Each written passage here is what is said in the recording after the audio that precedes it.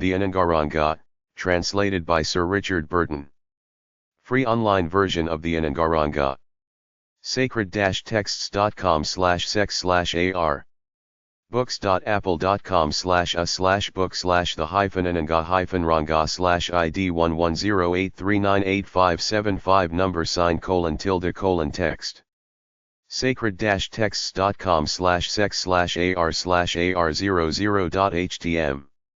burtoniana.org/book/1885-Anangaranga/1885 Anangaranga.htm.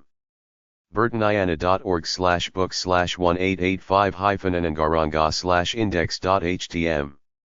donkalia.com/literature/ind096.htm. bowchair.com/ananga-ranga-index.html. datoslevers.com/telecharger/ananga-ranga. globalgraybooks.com/ananga-ranga-ebook.html. anacademic.com/dict.nsf/nwiki/234404. The Ananga Table of Contents. Chapter I, Section I, of the Four Orders of Women. Chapter 2. Of the various seats of passion in women. Chapter 3.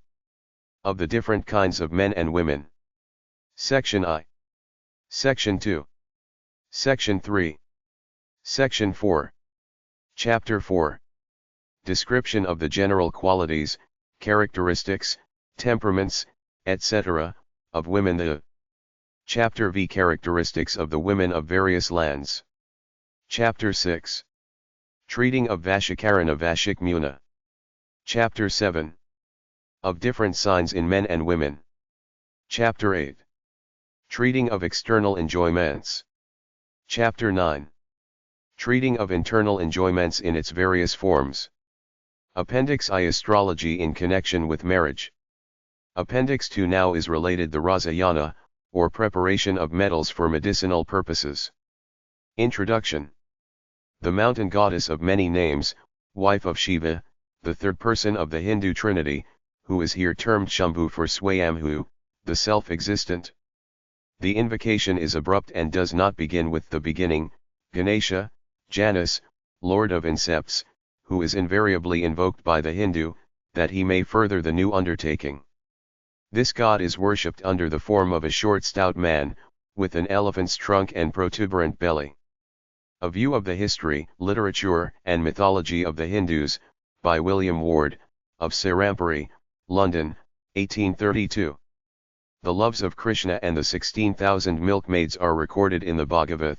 This 11th incarnation of Vishnu is a dark blue man, playing with both hands upon the pipe, whilst Radha, his wife, stands his left side. Kamadeva, or the Hindu Cupid, the son of Brahma, is represented as a beautiful youth, the most lovely of all the gods, holding a bow and flower-tipped arrow, with which, while wandering through perfumed glades, accompanied by Rathi, his spouse, he wounds the hearts of the inhabitants of the Triloka or three worlds. Sir William Jones says that he appears to correspond with the Greek Eros and the Roman Cupido, but that the Indian description of his person and arms, his family, attendants, and attributes has new and peculiar beauties. Sambarasura was one of the Rakshasas, gigantic and diabolical beings, whom Kama slew. Ganges, with lack after seeing the fire on the forehead of Shambhu, who painted her eyes with collyrium after seeing the dark hues of Shambhu's neck and whose body hair stood erect, with desire, after seeing in a mirror the Ananga 1. The Ananga ashes on Shambhu's body. I invoke thee, O Kamadeva.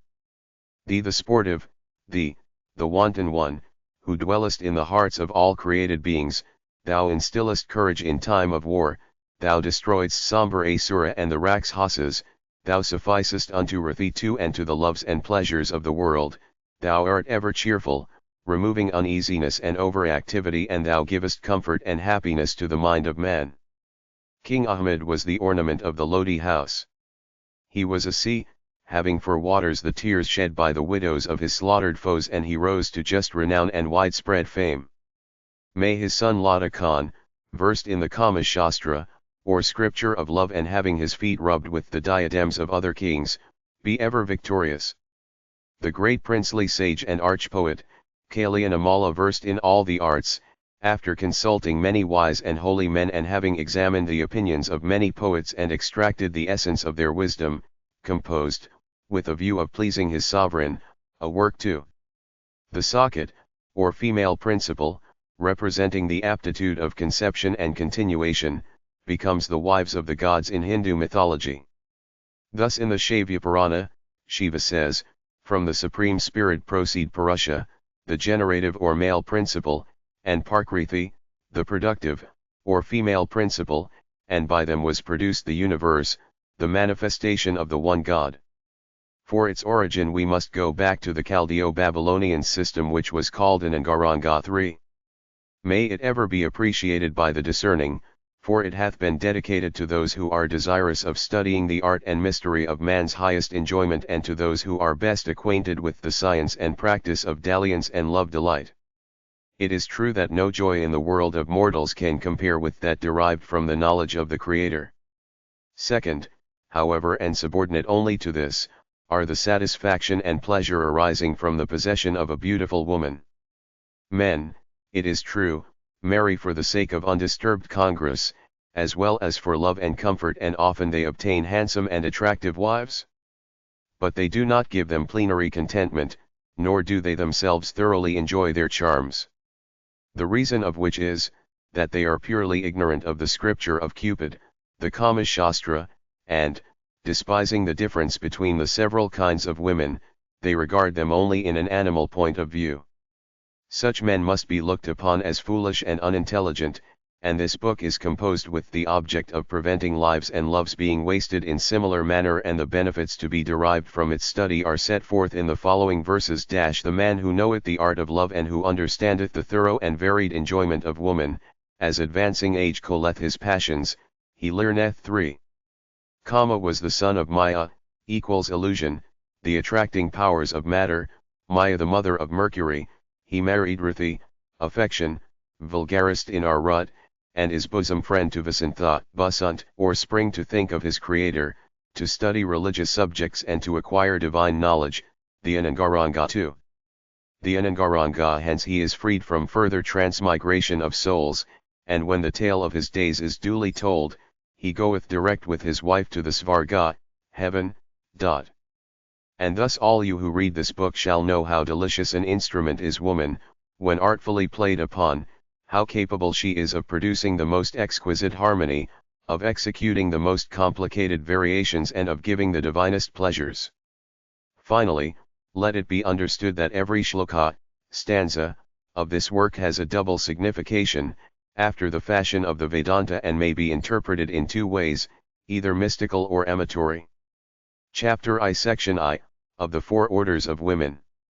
First, let it be understood, that women must be divided into 4 classes of temperament. These are 1. Padmini 2. Chatrini, 3. Shankani, and 4. Hastani. The same correspond with the 4 different phases of moksha, or release from further transmigration. The first is Sayojita, or absorption into the essence of the deity.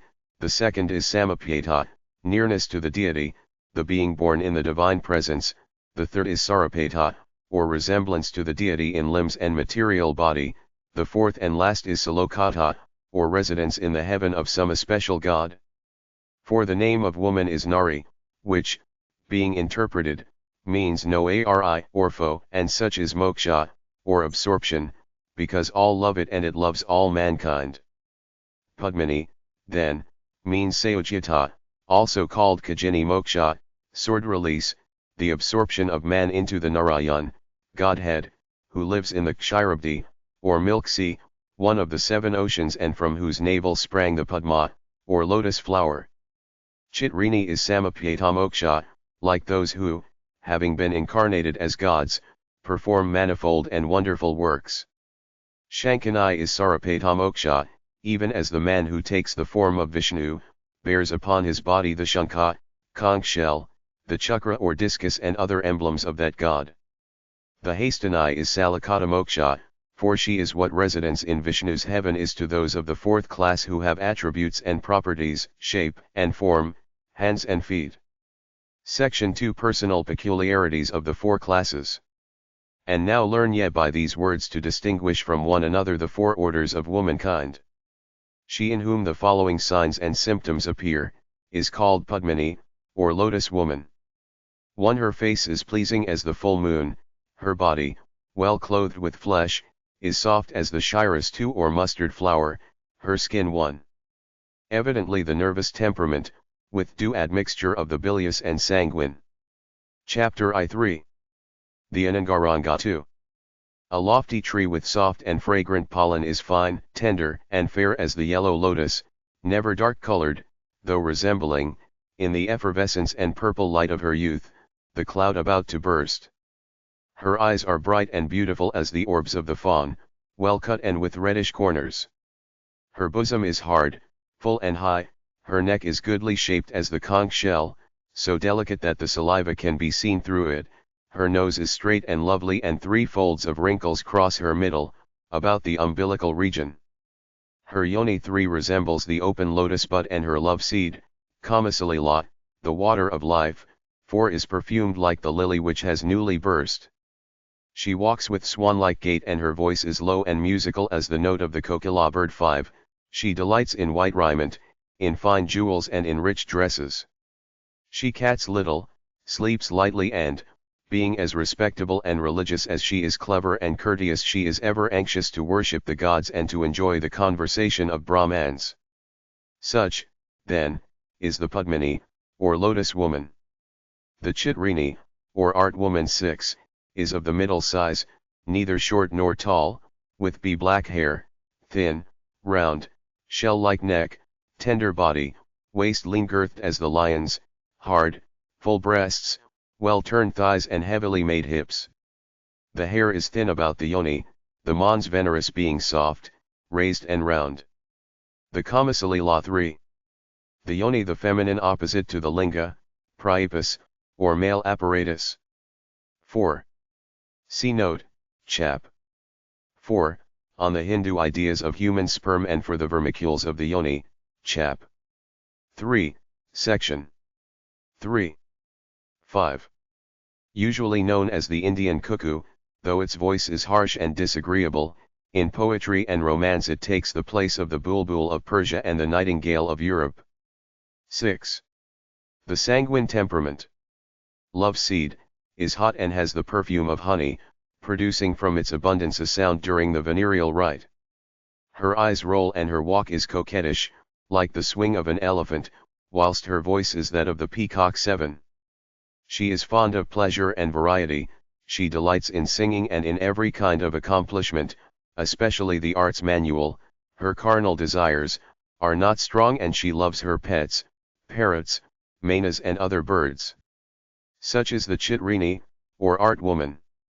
The Shankani 8, or conch woman, is of bilious temperament, her skin being always hot and tawny, or dark yellow-brown, her body is large, or waist-thick and her breasts small, her head, hands, and feet are thin and long and she looks out of the corners of her eyes.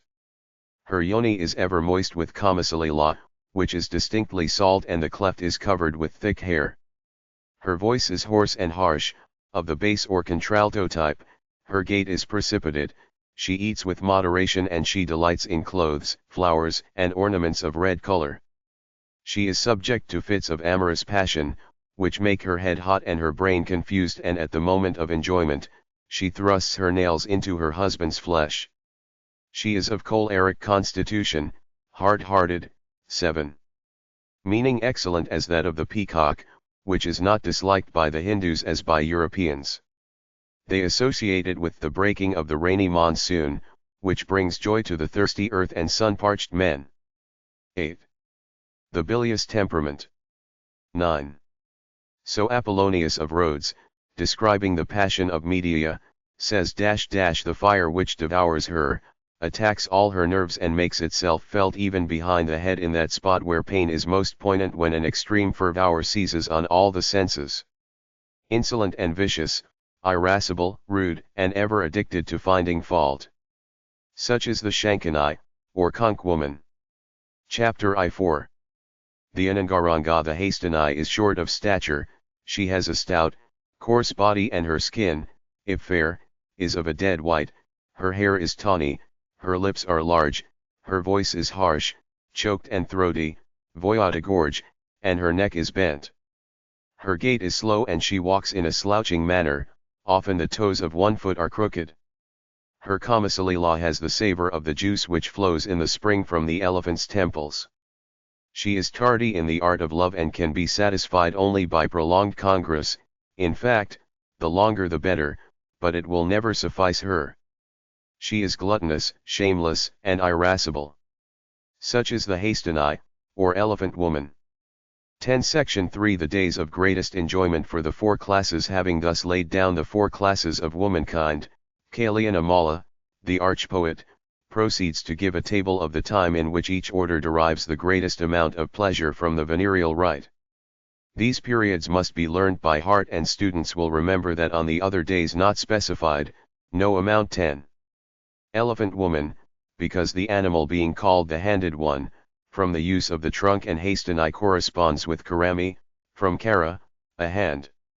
She is mulier nigris dignissima baris, and of the lymphatic or lowest temperament. These divisions represent, we have noted, roughly and unscientifically, the four European temperaments, nervous, sanguine, bilious and lymphatic. In a future chapter, the three Hindu temperaments will be discussed. Of Congress will satisfy passions. Read, then, and master the elements. Table 11 Pratipatad Vishi Yashatardi Panchami satisfy the first day, second day, fourth day, fifth day. Padmini Shasbati Ashtami Dushmi Dwadashi satisfy the sixth day, eighth day, 10th day, 12th day. Chatrini Triti Yasaptamai Akadashi Trayadasi satisfy the third day, 7th day, 11th day, 13th day. Shankani Navmi Kadardashi Purnama Amavajya satisfy the Hastani 9th day, 14th day. Full moon, new moon. Section 4 of the hours which give the highest enjoyment. Women, be it observed, differ greatly in the seasons which they prefer for enjoyment, according to their classes and temperaments. The Padmini, for instance, takes no satisfaction in night congress, indeed, she is thoroughly averse to it. Like the Surya Kamala, day lotus, which opens its eyes to the sunlight, so she is satisfied even by a boy husband in the bright hours. The Chitrini and the Shankani are like the Chandra Kamala, or night lotus, that expands to the rays of the moon, and the Hastani, who is the coarsest, ignores all these delicate distinctions. 11. The days, Tithi, are those of the lunar fortnight, the Pratipata, for instance, being the first, when the moon's increase and wane begin. Chapter I-5. The Ananga The following tables, then, show the Pahar 12 or watch of the night and day, during which the four classes of women derive the greatest pleasure.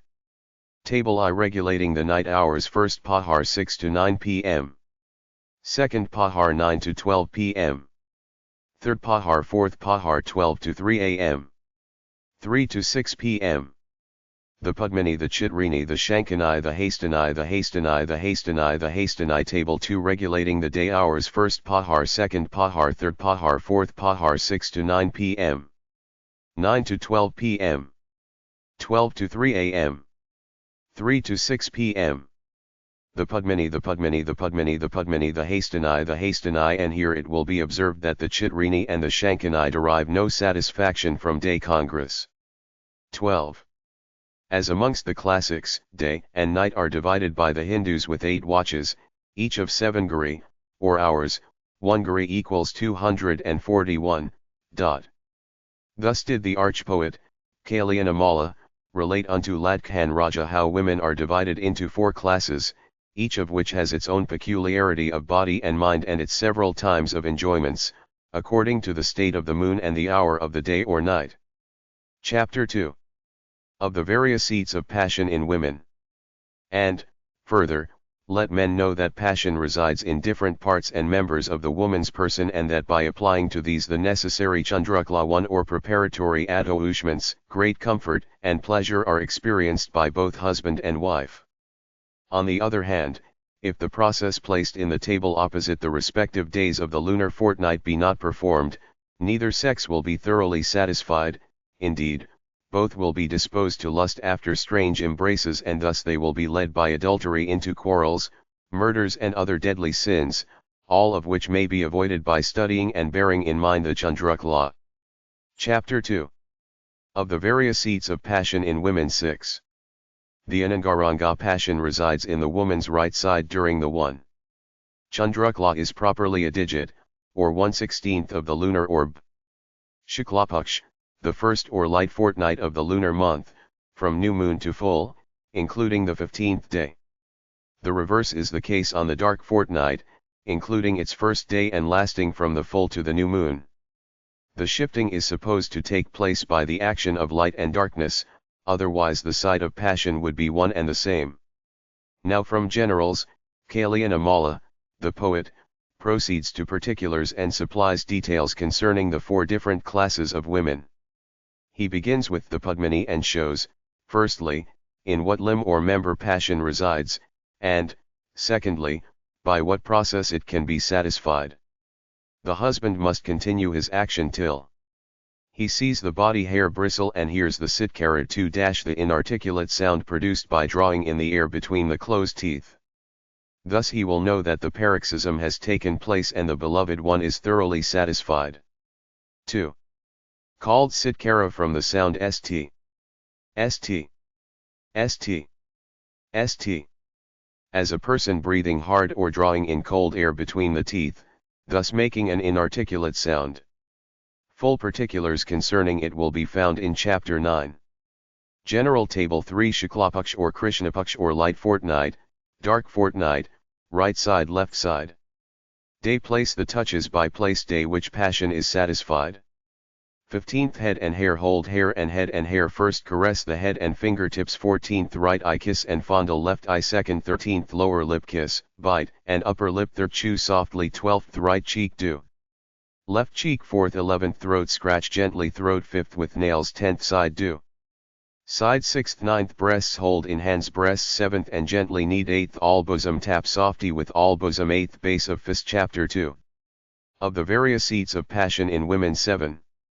The Ananga 7th navel pat softly with navel 9th open palm 6th nates hold, squeeze nates 10th and tap with fist 5th yoni work with yoni 11th friction of linga 4th knee press with knee 12th application of knee and fill up with finger 3rd calf of leg press with calf and leg 13th application of calf and fill up with finger 2nd foot press with toe, foot 14th and thrust with finger 1st big toe do. Big toe 15th table 4 showing the manipulations of the Padmini member Pratipata Dvishi Ya Saturday Panchami 1st day 2nd day 4th day 5th day throat hug with force cheek kiss and scratch hair stroke slowly with right hand waist apply nails and scratch breasts scratch gently back scratch and tap with fist bosom press with nails squeeze and press and rub Chapter 2. Of the various seats of passion in women 8. The Ananga knead side scratch and press with nails thigh scratch and press with nails belly scratch and press with nails arm jerk suddenly and twitch lip bite softly and kiss bite softly and bite softly kiss suck nipple kiss, pinch softly and rub with thumb and forefinger space between kiss eyes foot scratch and press with nails table V showing the manipulations of the Chitrini member Shasti Ashtami Dushmi Dwadashi 6th day 8th day 15th. Day 12th day yoni insert linga rub and scratch with left hand lower lip kiss bite very gently throat embrace clasp firmly with scratch and pass embrace firmly hands fingers over it waist scratch and press pass left hand with nails over it and rub navel pinch with nails and fingers Chapter 2. Of the various seats of passion in women 9. The Ananga lip bite quickly and repeatedly breast hold in hand pass left hand over it and rub ear caress with left set nails upon it hand thigh rub with left hand middle of body pass left hand over it and rub back rub with left hand and tap with fist nates forehead kiss strongly chest kiss and pat eye do something that will make the eyes close rapidly hair pull gently table 6 showing the manipulations of the Shankani member. Triti Yasaptamai Akadashi Trayadashi 3rd day 7th day 11th day 13th day body generally twisted about embrace firmly clasp with force lower lip bite arm. Breasts scratch roughly squeeze till marks are left makes the sound of sitkara belly scratch and press with nails Chapter 2. Of the various seats of passion in women 10. The Ananga chest press with nails and caress throat scratch and press with nails ear press with nails foot press so as to leave nail marks mouth or face kiss yoni apply linga as it force were with a blow 3 lip kiss and suck inch below head right upon it, as it were, with nails lower edge of yoni 3. In the original Sanskrit and in all the translations there is an allusion to the practice described by Juvenal, 9. 4 Revola dum rotapes udaterit inguina barba. Table 7 showing the manipulations of the Hastani member Navmi Chaturdashi Purnima Vasia 9th day 14th day full moon new moon yoni thrust violently scratch, press in manipulate and with linga or even rub hard member until her pull open like a waist bends flower with hand navel rub and frequently pass hand over lip kiss and suck kiss in various ways 4 ways chapter 2. Of the various seats of passion in women 11. The Ananga side press with fingers pull hard scratch till it and scratch very bears nail marks softly breast rub, squeeze, pull hard scratch till it twist and make it bears nail marks very small chest scratch and leave marks nipple kiss and rub with pass hand over it thumb and rub with forefinger thumb and forefinger body generally embrace in various ways I kiss armpit scratch and tickle here end the tables of the Chandrakala, by the proper study of which men may satisfy women and thereby subject even the most strong-minded to their will. 4. Alluding to what Shakespeare calls kissing with th inner lip. Chapter 3. Of the different kinds of men and women. Section I. Men then are 3 kinds of men, namely, the Shastra, or the hare man, the Varishaba, or bull man and the Ashwa, or horseman. 1. These may be described by explanation of their nature and by enumeration of their accidents. The Shasha is known by a linga which in erection does not exceed 6 finger breadths, or about 3 inches. His figure is short and spare, but well proportioned in shape and make. He has small hands, knees, feet, loins, and thighs, the latter being darker than the rest of the skin. His features are clear and well proportioned, his 1. These divisions again appear to represent the nervous, bilious, and sanguine temperament. Some MSS divide men only by the 3 linga lengths of 6, 9, and 12 finger breadths, the latter, 12 widths, would be of African or Negro dimensions. Face is round, his teeth are short and fine, his hair is silky and his eyes are large and well opened. He is of a quiet disposition, he does good for virtue's sake, he looks forward to making a name, he is humble in demeanor, his appetite for food is small and he is moderate in carnal desires. Finally, there is nothing offensive in his kamasalila or semen. Chapter 3. Of the different kinds of men and women 12. The Ananga the Varishaba is known by a linga of 9 fingers in length, or 4 inches and a half. His body is robust and tough, like that of a tortoise, his chest is fleshy, his belly is hard and the frogs of the upper arms are turned so as to be brought in front. His forehead is high, his eyes large and long, with pink corners and the palm of his hands are red. His disposition is cruel and violent, restless and irascible and his kamasalila is every ready. The Ashwa is known by a linga of 12 fingers, or about 6 inches long. He is tall and large-framed, but not fleshy and his delight is in big and robust women, never in those of delicate form. His body is hard as iron, his chest is broad, full, and muscular, his body below the hips is long and the same is the case with his mouth and teeth, his neck and ears, whilst his hands and fingers are remarkably so. His knees are somewhat crooked and this distortion may also be observed in the nails of his toes. His hair is long, coarse, and thick. His look is fixed and hard, without changing form and his voice is deep like that of a bull. He is reckless in spirit, passionate and covetous, gluttonous, volatile, lazy, and full of sleep. He walks slowly, placing one foot in front of the other. He cares little for the venereal rite, except when the spasm approaches. His kamasalila is copious, salt and goat-like. Section 2. Women and as men are divided into 3 classes by the length of the linga, so the 4 orders of women, Padmini, Chitrini, Shankani, and Hastani, may be subdivided into 3 kinds, according to the depth and extent of the yoni. These are the Mrigi, also called Harini, the deer woman, the Vadeva or Ushvini, mare woman, and the Karani, or elephant woman. The Mrigi has a yoni 6 fingers deep. Her body is delicate, with girlish aspect, soft and tender. Her head is small and well proportioned, her bosom stands up well, her stomach is thin and drawn in, her thighs and mons veneris are fleshy and her build below the hips is solid, whilst her arms from the shoulder downwards are large and rounded.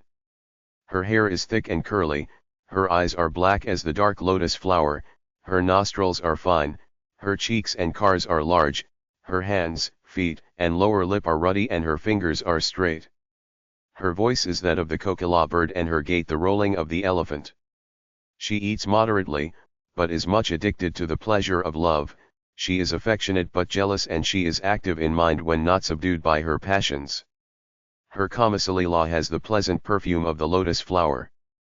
The Vadeva or Ushvini numbers 9 fingers depth. Her body is delicate, her arms are thick from the shoulders downwards, her breasts and hips are broad and fleshy and her umbilical region is high raised, but without protuberant stomach. Her hands and feet are red like flowers and well proportioned. Her head slopes forwards and is covered with long and straight hair, her forehead is retreating, her neck is long and much bent, her throat, eyes, and mouth are broad and her eyes are like the petals of the dark lotus. She has a graceful walk and she loves sleep and good living. Though choleric and versatile, she is affectionate to her husband, she does not easily arrive at the venereal spasm and her Kamasalila is perfumed like the lotus. The Karani has a yoni 12 fingers in depth. Unclean in her person, she has large breasts, her nose, ears, and throat are long and thick, her cheeks are blown or expanded, her lips are long and bent outwards, boards, her eyes are fierce and yellow-tinged, her face is broad, her hair is thick and somewhat blackish, her feet, hands, and arms are short and fat, and her teeth are large and sharp as a dog's. She is noisy when eating, her voice is hard and harsh, she is gluttonous in the extreme and her joints crack with every movement. Of a wicked and utterly shameless disposition, she never hesitates to commit sin. Excited and disquieted by carnal desires, she is not easily satisfied and requires congress unusually protracted. Her Kamasalila is very abundant and it suggests the juice which flows from the elephant's temples. Chapter 3. Of the different kinds of men and women 13. The Ananga Ranga the wise man will bear in mind that all these characteristics are not equally well defined and their proportions can be known only by experience. Mostly the temperaments are mixed, often we find a combination of 2 and in some cases even of 3. Great study, therefore, is required in judging by the absence or presence of the signs and symptoms, to choose the chandrakala and other manipulations proper to the several differences, as without such judgment the consequences of congress are not satisfactory. Thus the student is warned that the several distinctions of Padmini, Chitrini, Shankani, and Hastani, of Shasta, Varishabha, and Ashva and of Mrigi, Harini, Vadeva, Ushvini, and Karani are seldom found pure and that it is his duty to learn the proportions in which they combine. Before proceeding to the various acts of congress, the symptoms of the orgasm in women must be laid down. As soon as she commences to enjoy pleasure, the eyes are half closed and watery, the body waxes cold, the breath after being hard and jerky, is expired in sobs or sighs, the lower limbs are limply stretched out after a period of rigidity, a rising and outflow of love and affection appear, with kisses and sportive gestures, and, finally, she seems as if about to swoon. At such time, a distaste for further embraces and blandishments becomes manifest, then the wise know that, the paroxysm having taken place, the woman has enjoyed plenary satisfaction, consequently, they refrain from further congress. Section 3. Of congress men and women, being, according to the above measurements, of 3 several divisions, it results that there are 9 conditions under which congress takes place. Of these, however, 4, being unusual, may be neglected and attention is required only for the 5 following. 1. Samana is when the proportions of both lovers are alike and equal, hence there is plenary satisfaction to both. 2. Uchha is that excess of proportion in the man which renders congress hard and difficult and therefore does not content the woman. 3.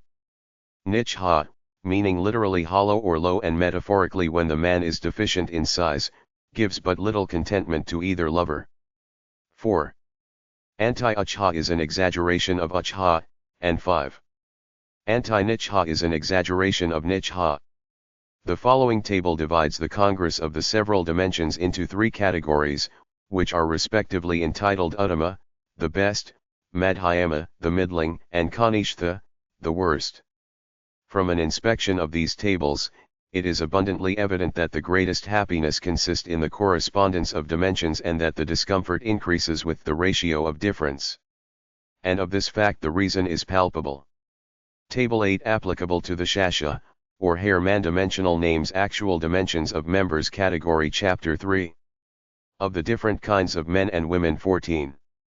The Ananga Shasha 6 fingers long Uttama Mriji 6 fingers deep Shasha 6 fingers long Madhyama Vadva or 9 fingers deep Asvini Shasha 6 fingers long Kanishtha Karani 12 fingers deep Table 9 applicable to the Varishaba, or bull man-dimensional names actual dimensions of members category Ashva Karani 12 fingers long 12 fingers deep Uttama Ashva 12 fingers long Madhyama Asvini 9 fingers deep Ashva Harini 12 fingers long Kanishtha 6 fingers deep Table X applicable to the Ashwa, or horseman dimensional names actual dimensions of members category Ashva Karani 12 fingers long 12 fingers deep Uttama Ashva 12 fingers long Madhyama Ashvini 9 fingers deep Ashva Harini 12 fingers long Kanishtha 6 fingers deep. There are 3 species of vermicules bred by blood in the yoni 2 and these are either Sukshma, small, Madhyama, middling, or Adhikabala, large. In their several proportions they produce aprurience and titillation, wherefrom springs that carnal desire which is caused to cease only by congress. And thus it is that a linga of small dimensions fails to satisfy. On the other hand, excess of length offends the delicacy of the parts, to a fair anticipation of the spermatozoa, see terminal note of chap. 4 and produces pain rather than pleasure. But the proportion of enjoyment arises from the exact adaptation of the chapter 3. Of the different kinds of men and women 15. The Anangarangalinga, especially when the diameter agrees with the extension and when the vigor of tension enables the husband to turn his mind towards the usual arts which bring women under subjection. Section 4. Of other minor distinctions in Congress, each of the foregoing 9 forms of Congress is subdivided into 9 other classes, which will now be noticed. There are 3 forms of Visrishti, or the emission of Kamasalila, both in men and women, viewed with respect to length or shortness of time. 1. Kairasambhava Visrishti is that which occupies a great length of time. 2. Madhyasambhava Visrishti is that which is accomplished within a moderate period. 3. Shirasambhava Visrishti is that which takes a short time to finish. Again, there are 3 degrees of Vega, that is to say, force of carnal desire, resulting from mental or vital energy and acting upon men and women. In order to make this clear, a comparison may be instituted. Hunger, for instance, is felt by all human beings, but it affects them differently. Some must satisfy it at once, without which they are ready to lose their senses, others can endure it for a moderate extent, whilst others suffer from it but little. The Vegas, or capacities of enjoyment, are 1. Chandavega, furious appetite, or impulse, the highest capacity. 2. Madhyamavega, or moderate desires. 3. Mandavega, slow or cold concupiscence, the lowest capacity. The woman who possesses Chandavega, may be known by her ever seeking carnal enjoyment, she must enjoy it frequently and she will not be satisfied with a single orgasm. If deprived of it, she will appear like one out of her senses. The reverse is she who has Mandavega and who seems to find in it so little enjoyment that she always denies herself to her husband. And the owner of Madhyamavega is the most fortunate, as she is free from either excess. Again, there are 3 kriyas, acts, or processes which bring on the orgasm in men and women. These are, 1. Kairodaya kriya, is applied to the efforts which continue long before they bear any result. 2. Madhyadaya kriya, those which act in a moderate time. 3. Lagadaya kriya, the shortest. Thus we may observe there are 9 several forms of congress, according to the length and depth of the organs. There are also 9, determined by the longer or shorter period required to induce the orgasm, and there are 9 which arise from the kriyas or processes which lead to the conclusion. Altogether we have 27 kinds of congress, which, by multiplying the 9 species and the 3 periods, give a grand total of 243, 9x9 equals 81 x 3 equals 243. Chapter 3. Of the different kinds of men and women 16. The Ananga. Chapter 4. Description of the general qualities, characteristics, temperaments, etc., of women. The following table will show the peculiarities of women according to the 4 periods of life during which she is open to love. It may be premised that she is called Kanya from birth to the age of 8 years, which is the time of Balyavastha, or childhood, and Gauri, after the white goddess Parvati, from that period to her 11th year, Taranyavastha when she becomes marriageable, then follow Yavavastha, young womanhood, and Vroidhavastha, old womanhood. Table 11 showing qualities attached to the several ages. Age, name, regarded, art of kind of congress, how subjected, love preferred 11 to 16 years, Bala fit in darkness by flowers, small presents, gifts of betel and so on. 16 to 30 years Tarani do in light by gifts of dresses, pearls, and ornaments. 30 to 55 years Pradha fit both in darkness by attention and in light politeness, kindness and love. Beyond 55 years Vida unfit, becomes sick and by flattery infirm. And further observe that there are 3 temperaments of women, as shown by the following characteristics. The signs of kapha, lymphatic or phlegmatic diathesis, are bright eyes, teeth, and nails, the body is well preserved and the limbs do not lose their youthful form. The yoni is cool and hard, fleshy, yet delicate, and there is love and regard for the husband. Such is the lymphatic, or the highest temperament. 1. The next is the pitta, or bilious diathesis. The woman whose bosom and nates are flaccid and pendant, not orbiculate, whose skin is white, whilst her eyes and nails are red, whose perspiration is sour and whose yoni is hot and relaxed, who is well versed in the arts of congress, but who cannot endure it for a long time, and whose temper is alternately and suddenly angry and joyous, such a one is held to be of the pitta or bilious temperament. She whose body is dark, hard, and coarse, whose eyes and fingernails are blackish, and whose yoni, instead of being smooth, is rough as the tongue of a cow, she whose laugh is harsh, whose mind is set on gluttony, who is volatile and loquacious, whilst in congress she can hardly be satisfied, that woman is of the vata or windy temperament, the worst of all. Furthermore, women require to be considered in connection with the previous state of their existence, the chapter 4. Description of the general qualities, characteristics, temperaments, etc., of women. 17. The Ananga 1. In old European physiology it ranked lowest. Sattva, or disposition inherited from a former life and which influences their worldly natures.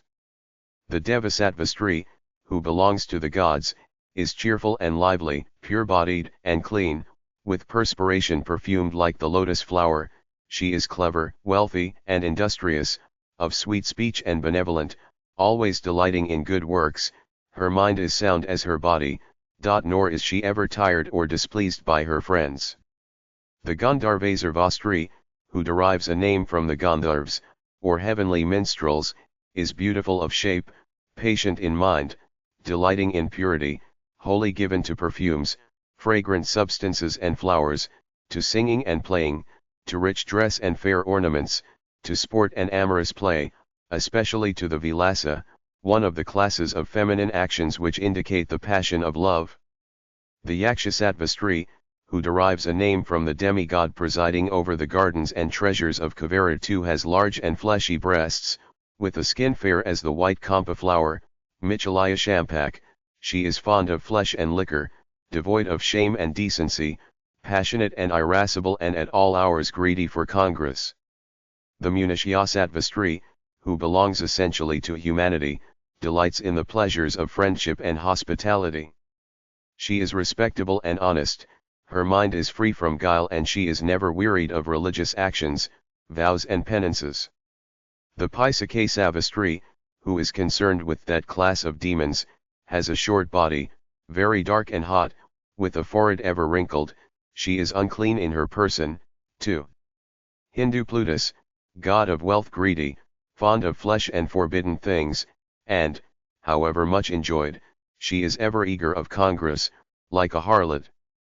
The Nagasattva Stree, or snake woman, is always in hurry and confusion, her eyes look drowsy, she yawns over and over again and she sighs with deep-drawn respiration, her mind is forgetful and she lives in doubt and suspicion. The Kaukasattva Stree, who retains the characteristics of the crow, ever rolls her eyes about as if in pain, throughout the day she wants food, she is silly, unhappy and unreasonable, spoiling everything that she touches.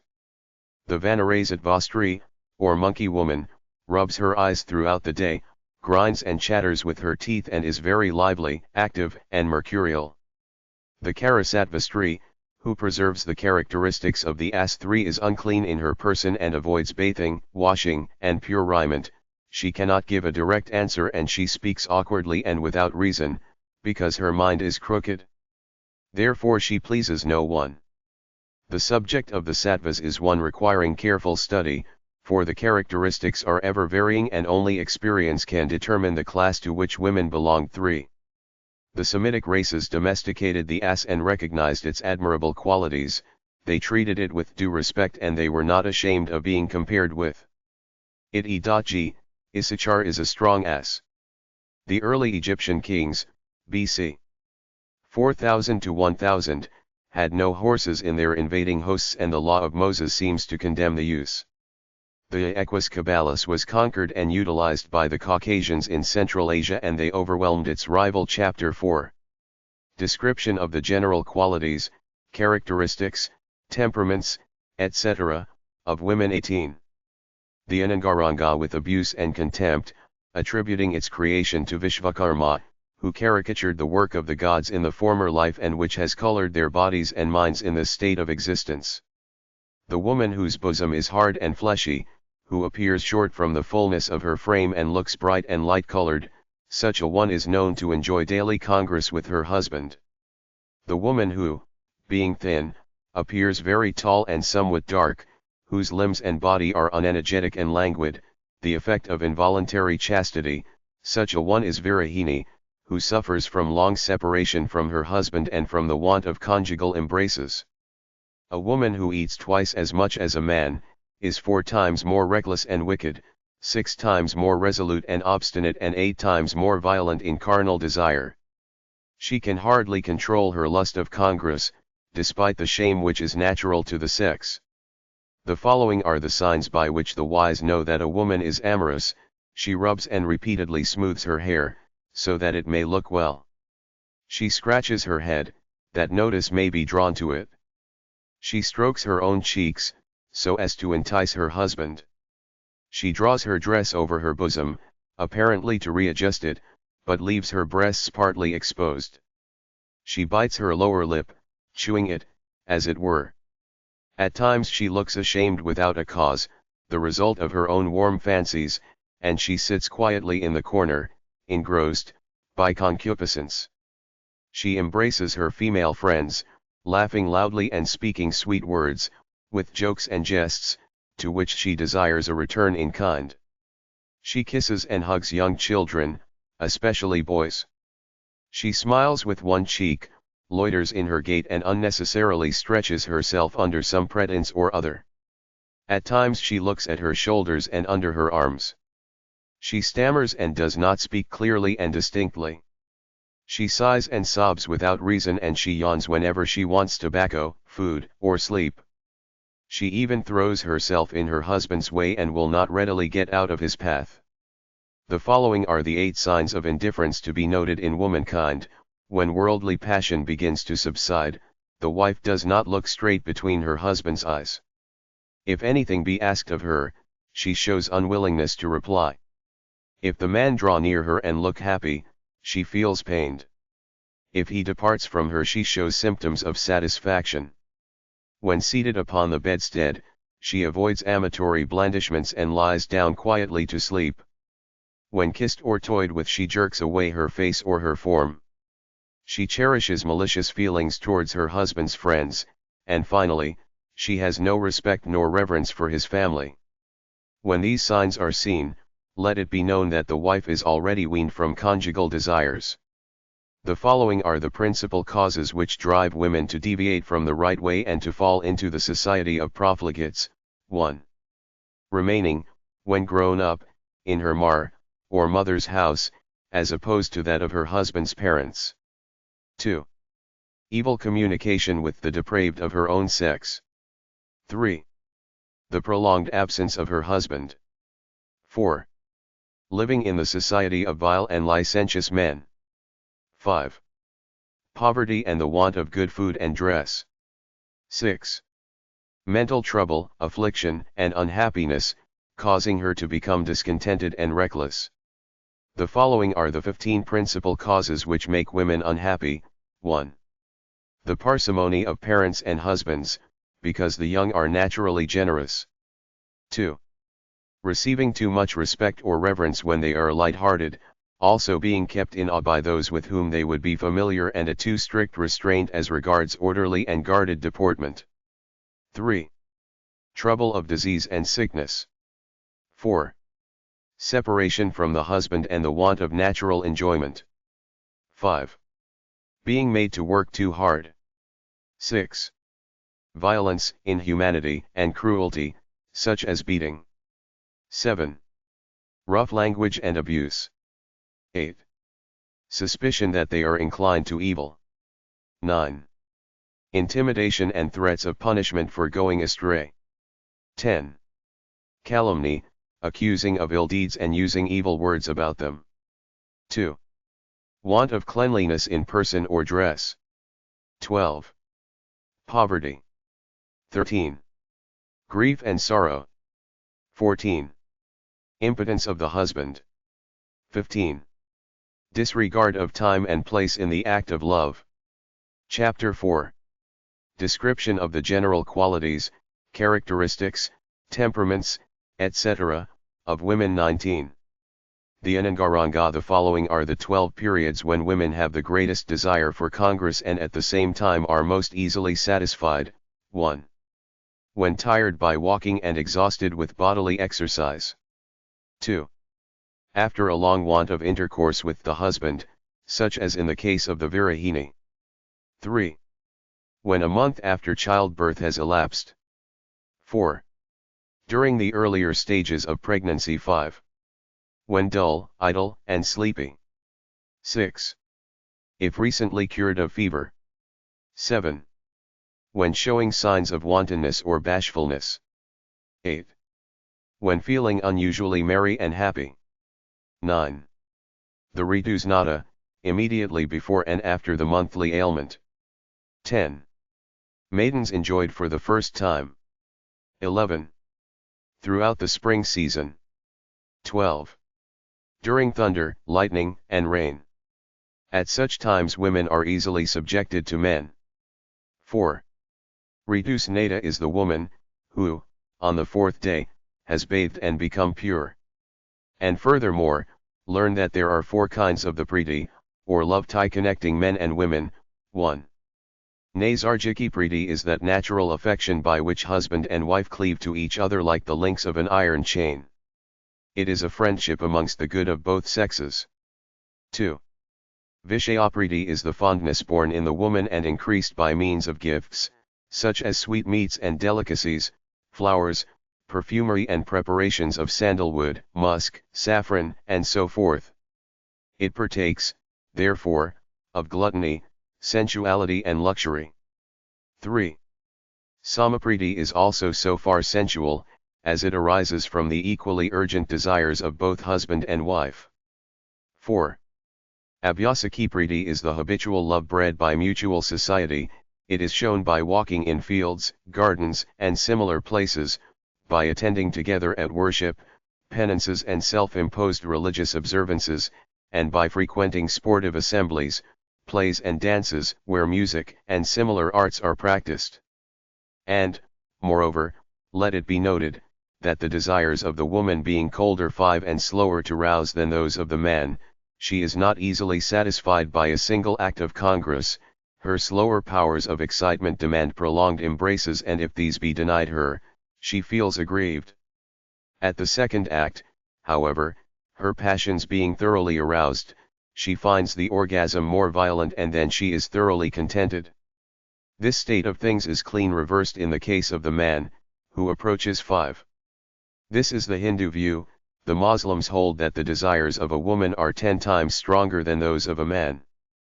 Both are right in certain exceptions. For instance, the male is the stronger in dry climates, the female in the hot, damp and depressing, the first act burning with love heat, which cools during the second and which leaves him languid and disinclined for a third. But the wise do not argue therefrom, that the desires of the woman, as long as she is young and strong, are not at the full as real and urgent as those of the man. The custom of society and the shame of the sex may compel her to conceal them and even to boast that they do not exist, yet the man who has studied the art of love is never deceived by this cunning. And here it is necessary to offer some description of the yoni, it being of 4 kinds. 1. That which is soft inside as the filaments, pollen, of the lotus flower, this is the best. 2. That whose surface is studded with tender flesh knots and similar rises. 3. That which abounds in rolls, wrinkles and corrugations, and 4. That which is rough as the cow's tongue, this is the worst. Chapter 4.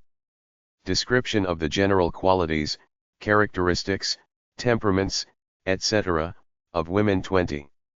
The Ananga. Moreover, in the yoni there is an artery called saspanda, which corresponds with that of the linga and which, when excited by the presence and energetic action of the latter, causes kamasalila to flow. It is inside and towards the navel, and it is attached to certain roughnesses, thorns, which are peculiarly liable to induce the paroxysm when subjected to friction. The madnachatra, the clitoris, 6, in the upper part of the yoni, is that 6. The fons et scaturigo veneris of the classics.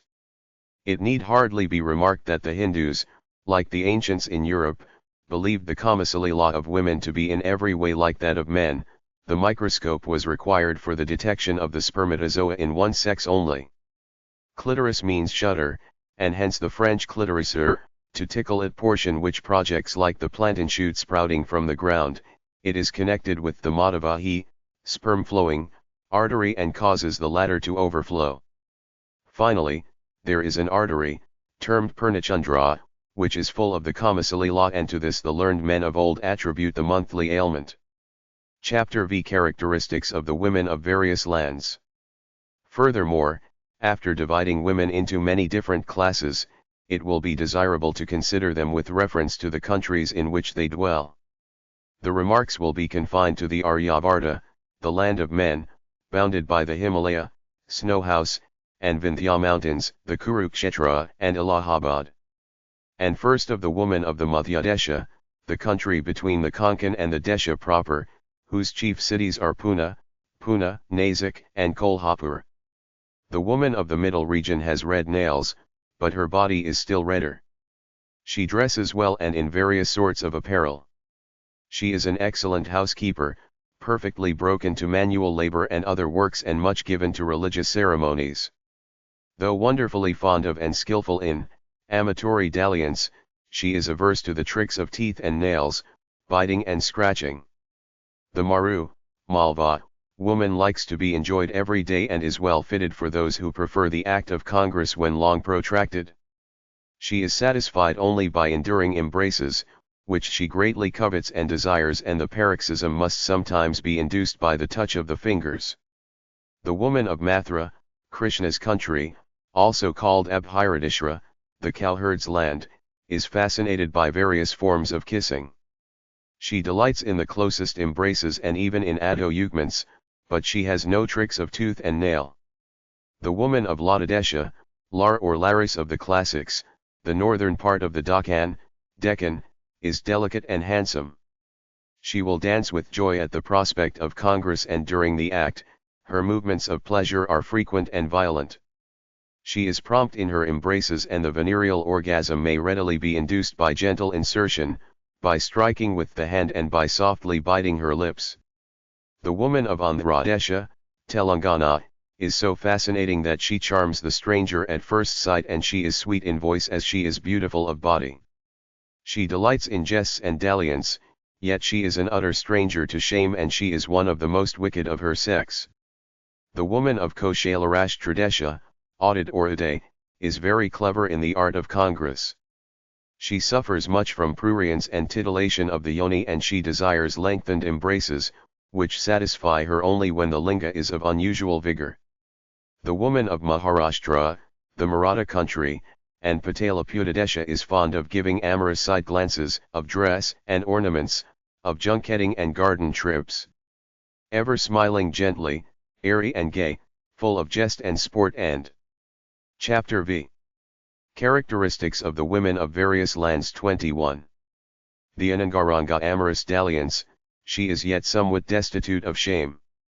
Affectionate and coquettish, she is a proficient in the toying of love. The woman of Vanga, Bengal, Angora has a body soft and delicate as a flower, she is coquettish and volatile, she delights in kissing and embracing, at the same time that she hates being roughly or cruelly handled, and she has little desire for congress. The woman of Utkal Pradesh, Orissa, is so beautiful that man is attracted to her at first sight, and her voice is soft as her body is delicate. She is loose and licentious, caring very little for decency in her devotion to love, at which time she becomes violent, disquieted and excessively inflamed. She delights in different postures to vary enjoyment, especially in the contrary form, that is when the lover is under the beloved, and she is easily satisfied, even by passing the fingers over her breasts. The woman of Kamarapadesha, Western Assam, has a soft body and sweet voice, her affections are warm, and she is well skilled in all the arts of love. During congress she abounds in the Kamasalila. The Vanistri, or forest woman, of the hills and other hill tribes, have stout bodies and healthy constitutions. They delight, whilst concealing their own defects and blemishes, their faults and follies, in exposing those of others. The woman of Gujarat, Gujarat, or Gujarat, is wise and sensible. She has beautiful features and eyes proportioned as they ought to be, she delights in handsome dresses and ornaments, and though warm and devoted to the pleasures of love, she is easily satisfied by short congress. The woman of Sindh, Sindh, of Avanti Desha, Punjab or Oyan, and of Balha Bawalwalpur, has lively eyes, casting sidelong and amorous glances. She is volatile, irascible, and wicked, and the fierceness, violence and heat of her desires are very hard to be satisfied. The woman of Tiratpatna, or Tiradesha, Tirhut in central India, has eyes blooming like the flowers of the lake. She loves her husband fondly, and her passion is inflamed by a single look. She is especially skillful in congress, she enjoys various ways and postures, and, by reason of her delicacy, she cannot endure rough or protracted embraces. The woman of Pushpapura, of Madhudesha, the northwestern part of Hindustan proper, and of Telangana, southern India, though a proficient in the art of love, is modest and enjoys only her husband. Her form of passion is the Chandavega, and her amorousness is excessive. She communicates delight by nakara, scratching, biting, and other signs of hot desire. The woman of Dravidesha, the Coromandel country, from Madras to Cape Comorin, of Savara and of Malayadesha, Malayalam, is well proportioned in body and limbs, soft and delicate in make and sweet of voice. She delights in clean raiment and fine dresses, and she is satisfied with short congress, although fearless, shameless and headlong in wickedness. The woman of Kamboj, and Pondracha is tall, robust, and gross in body and of wicked disposition. She is ignorant of the acts of congress accompanied by tricks of nail and tooth, and she is satisfied only by the violent application of a solid linga. The women of the Mlanchhas, mixed races, or those not speaking Sanskrit like the Hindus, of Parvata, of Gandhara, and of Kashmir, are distinguished by evil savor of body. They are wholly ignorant of toying and dalliance, of kissing and embracing, they care little for congress and they are easily satisfied by short embraces. Chapter V. Characteristics of the women of various lands 22. The Ananga. It is only by study and experience of these women in different countries that the wise man learns to classify them according to their several characteristics to discern the chandraklas, or preparatory adho-yugments, which best suit races as well as individuals and thus to endear himself to womankind. Chapter 6. Treating of Vashikarana. Vashikmuna is the art by which man or woman is rendered submissive and obedient to the fascinator, who for that purpose uses certain drugs and charms. And first the magic tilaka. 1. First prescription. The holy sage Vatsyana Muni II hath declared that whosoever will take the powder of sensitive plant, the one. This is a round sectarian mark, about the size of a wafer, which the Hindu applies to his forehead, after certain rites and prayers. The reader will find this chapter interesting on account of the various abominations which it contains. The underlying idea appears to be that if any secretion of the body, the fouler the better, can be secretly administered to a person of either sex, the result is the subjection of the patient to the adhibitor. The European reader will hardly believe how extensively this practice is carried out all over the East. No Persian will drink sherbet in the house of his future mother-in-law, and Jewish women, who are especially addicted to these practices, will mix their monthly blood in the philters which they give to men. 2. The reader can now consult the Kama Sutra of the sage Vatsyana, translated from the Sanskrit in 7 parts, gr. in 8 vo, with preface, introduction, and concluding remarks, Banaras, printed for the Hindu Kama Shastra Society, 1883. Root of green lotus flowers, the Bossia latifolia and barley flour, and, after mixing it up with some of his own Kamasalila, will apply it as a sectarian mark to his forehead.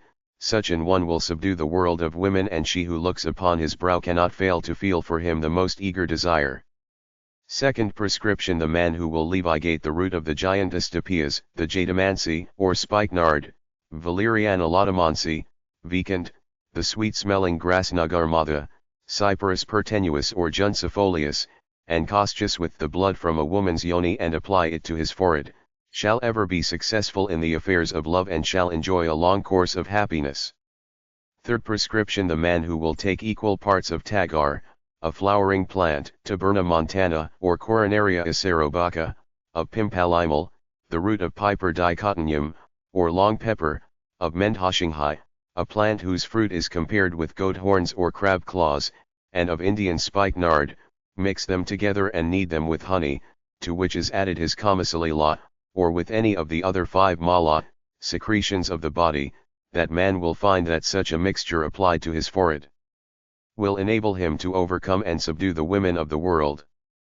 The following recipe will enable a woman to attract and preserve her husband's love. Moisten gorachna in the blood which appears every month and apply it to the forehead as a tilak, as long as it is there and the man looks upon it, so long shall he be in her power. The following are unjun, or magical collyriums for winning love and friendship, Chapter 6. Treating of Vashikarana 23. The Ananga. First take a human skull from the cemetery or burning ground on the 8th day of the moonlit fortnight of the 7th month Ashvini, September-October, expose it to fire and collect the soot upon a plate held over it. Let this be drawn over the inner surface of the eyelids, instead of the usual antimony, and the effect will be to fascinate everyone. 3. Second take bamboo manna, nagakeskar, meswafaria, corfad, aloe perfoliata, and manshila, red sulfuret of arsenic, reduce them to powder, sift, and use as collyrium. The wearer's eyes will attract the hearts of all. 3. Take wood of the tad palm, toddy tree, costus and tagar root, levigate in water and with the latter moisten a piece of silk stuff, convert this into wicks with shiras oil, light them and take the soot formed upon a human skull in a cemetery, when held above the lamp. This is a 3. Nothing in Hindu eyes can be more impure or sacrilegious than such an act as this. the people having, as a rule, the highest reverence for the body from which life has departed. And the horror of the thing is, of course, the secret of its power. 4. Others translate kasha buds. Collyrium, which will make every one who looks upon it the servant or slave of the wearer.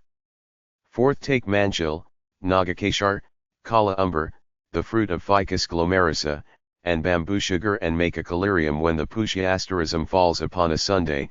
Its effect will be greatly to increase the mutual love of husband and wife.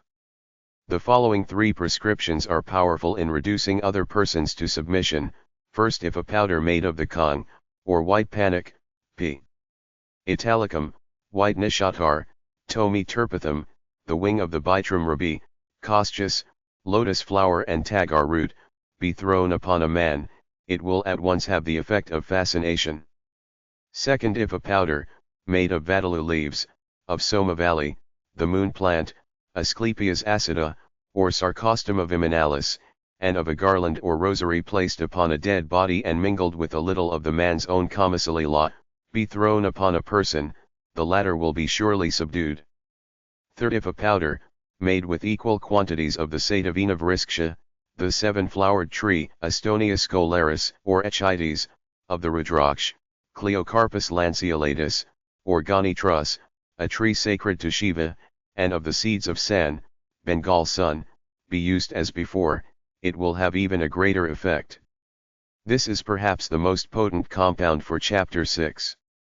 Treating of Vashikarana 24. The Ananga fascinating others.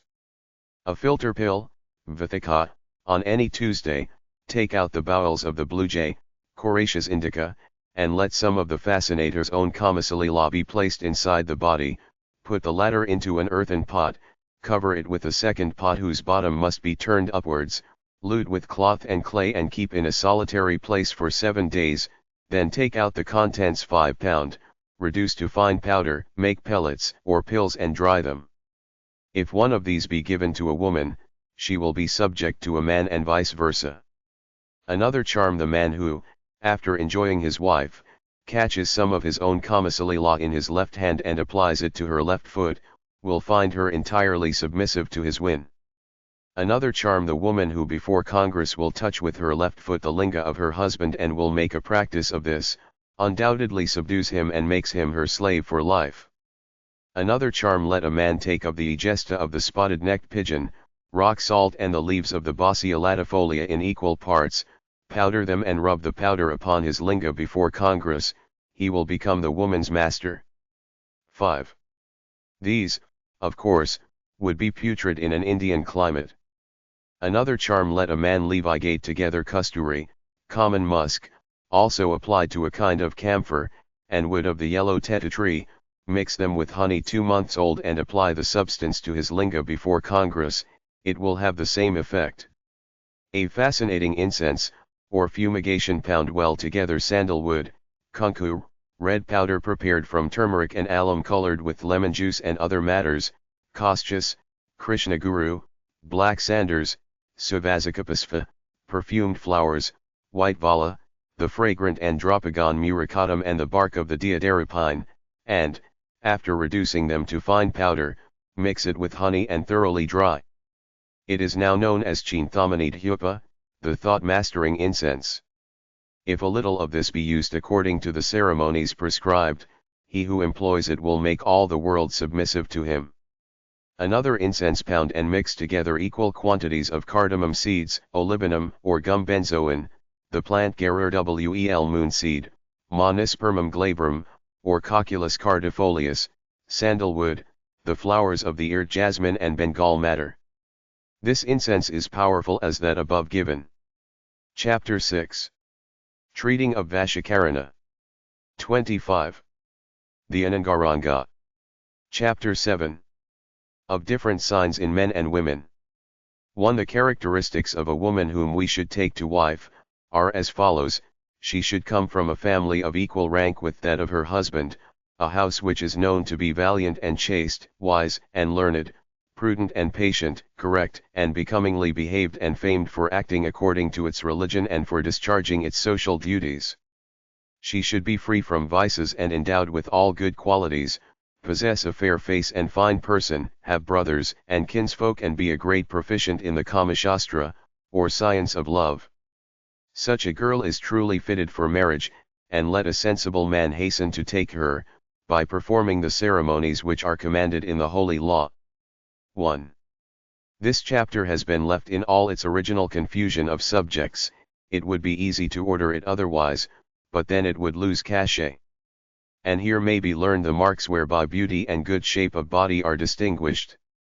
The maiden whose face is soft and pleasing as the moon, whose eyes are bright and liquid as the fawn's, whose nose is delicate as the sesamum flowers, whose teeth are clean as diamonds and clear as pearls, whose ears are small and rounded, whose neck is like a seashell, with 3 delicate lines or tracings behind, whose lower lip is red as the ripe fruit of the bryony, whose hair is black as the Bitramaras 2-wing, whose skin is brilliant as the flower of the dark blue lotus, or light as the surface of polished gold, whose feet and hands are red, being marked with the circular chakra or discus 3, whose stomach is small, whilst the umbilical region is drawn in, whose shape below the hips is large, whose thighs, being well proportioned and pleasing as the plantain tree, make her walk like the elephant, neither too fast nor too slow, whose voice is sweet as the kokila bird. Such a girl, especially if her temper be good, her nature kindly, her sleep short and her mind and body not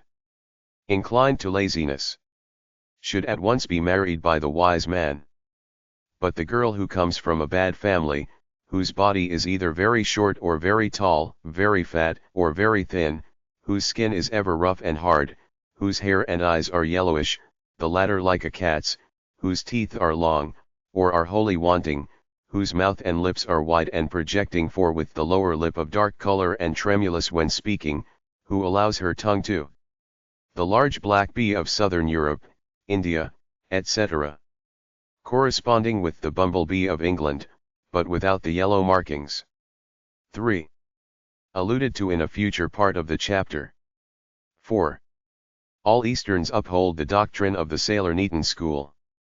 Nocitur labius quantum sit virginis antrum, nocitur naso quanta sit asta viro to loll out, whose eyebrows are straight, whose temples are depressed, who shows signs of beard, mustachios, and dense body pile, whose neck is thick, who has some limbs shorter and other longer than the usual proportion, whose one breast is large or high and the other low or small, whose ears are triangular, like a sifting or winnowing fan, whose second toe is larger and longer than the big toe 5, whose third toe is blunt, without tip or point, and whose little toes do not touch the ground, whose voice is harsh and laugh is loud, who walks quickly and with uncertain gait, who is full grown, who is disposed to be sickly and who bears the name of a mountain, as Govardhan, 6 of a tree, as Anbai, of a river, as Tarangani, of a bird, as Chimani, or of a constellation, as Revti, the 27th lunar mansion, such a girl, especially if her disposition be irascible and temper violent, if she eat and sleep much, if she be always vexed, troubled, and distressed, if her disposition be restless and fidgety, if she has little understanding in worldly matters, if she be destitute of shame, and if her natural disposition be wicked, should be carefully avoided, under all circumstances, by the wise. Chapter 7. Of different signs in men and women. 126. The Ananga. So much for the characteristics of the woman. On the other hand, man should be tried, even as gold is tested, in 4 ways: 1. By the touchstone, 2. By cutting, 3. By heating, and 4. By hammering. Thus should we take into consideration: 1. Learning, 2. Disposition, 3. Qualities, 5. In Europe there is much dispute concerning this canon. But the big toe represents the thumb, which distinguishes the human from the simian hand, and the longer and the better formed the two are, the higher is the organization. In this matter races greatly differ. Compare, for instance, the short thumb of the Anglo-Saxon with the long thumb of the Celt, or the common Englishman with the common Irishman. 6. The hill in Mathura, which Krishna held up in hand and for action. The first characteristic of a man is courage, with endurance. If he attempt any deed, great or small, he should do it with the spirit of a lion. Second, is prudence. Time and place must be determined and opportunity devised, like the Bach heron, that stands intently eyeing its prey in the pool below. The third is early rising and causing others to do the same. The fourth is hardihood in war. The fifth is a generous distribution and division of food and property amongst family and friends. The sixth is duly attending to the wants of the wife. The seventh is circumspection in love matters. The eighth is secrecy and privacy in the venereal act. The ninth is patience and perseverance in all the business of life. The 10th is judgment in collecting and in storing up what may be necessary. The 11th is not to allow wealth and worldly success to engender pride and vanity, magnificence and ostentation. The 12th is never aspiring to the unattainable. The 13th is contentment with what the man has, if he can get no more. The 14th is plainness of diet. The 15th is to avoid oversleep. The 16th is to be diligent in the service of employers. The 17th is not to fly when attacked by robbers and villains. The 18th is working willingly, for instance, not taking into consideration the sun and shade if the laborer be obliged to carry a parcel. The 19th is the patient endurance of trouble. The 20th is to keep the eye fixed upon a great business, and the 21st is to study the means properest for success. Now, any person who combines these 21 qualities is deservedly reputed an excellent man. When choosing a son-in-law, the following characteristics should be aimed at.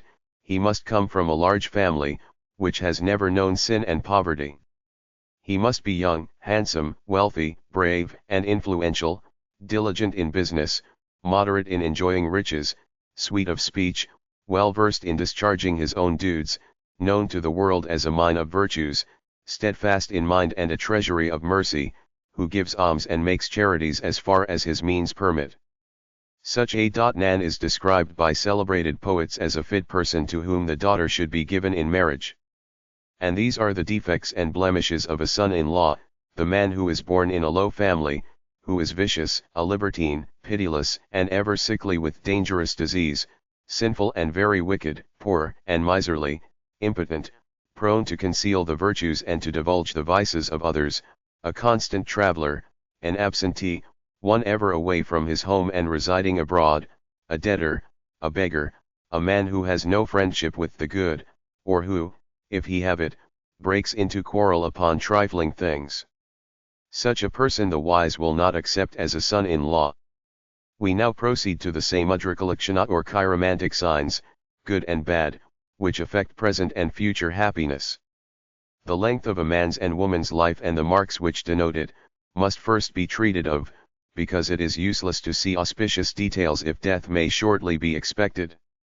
And first of all the palmistry of the man.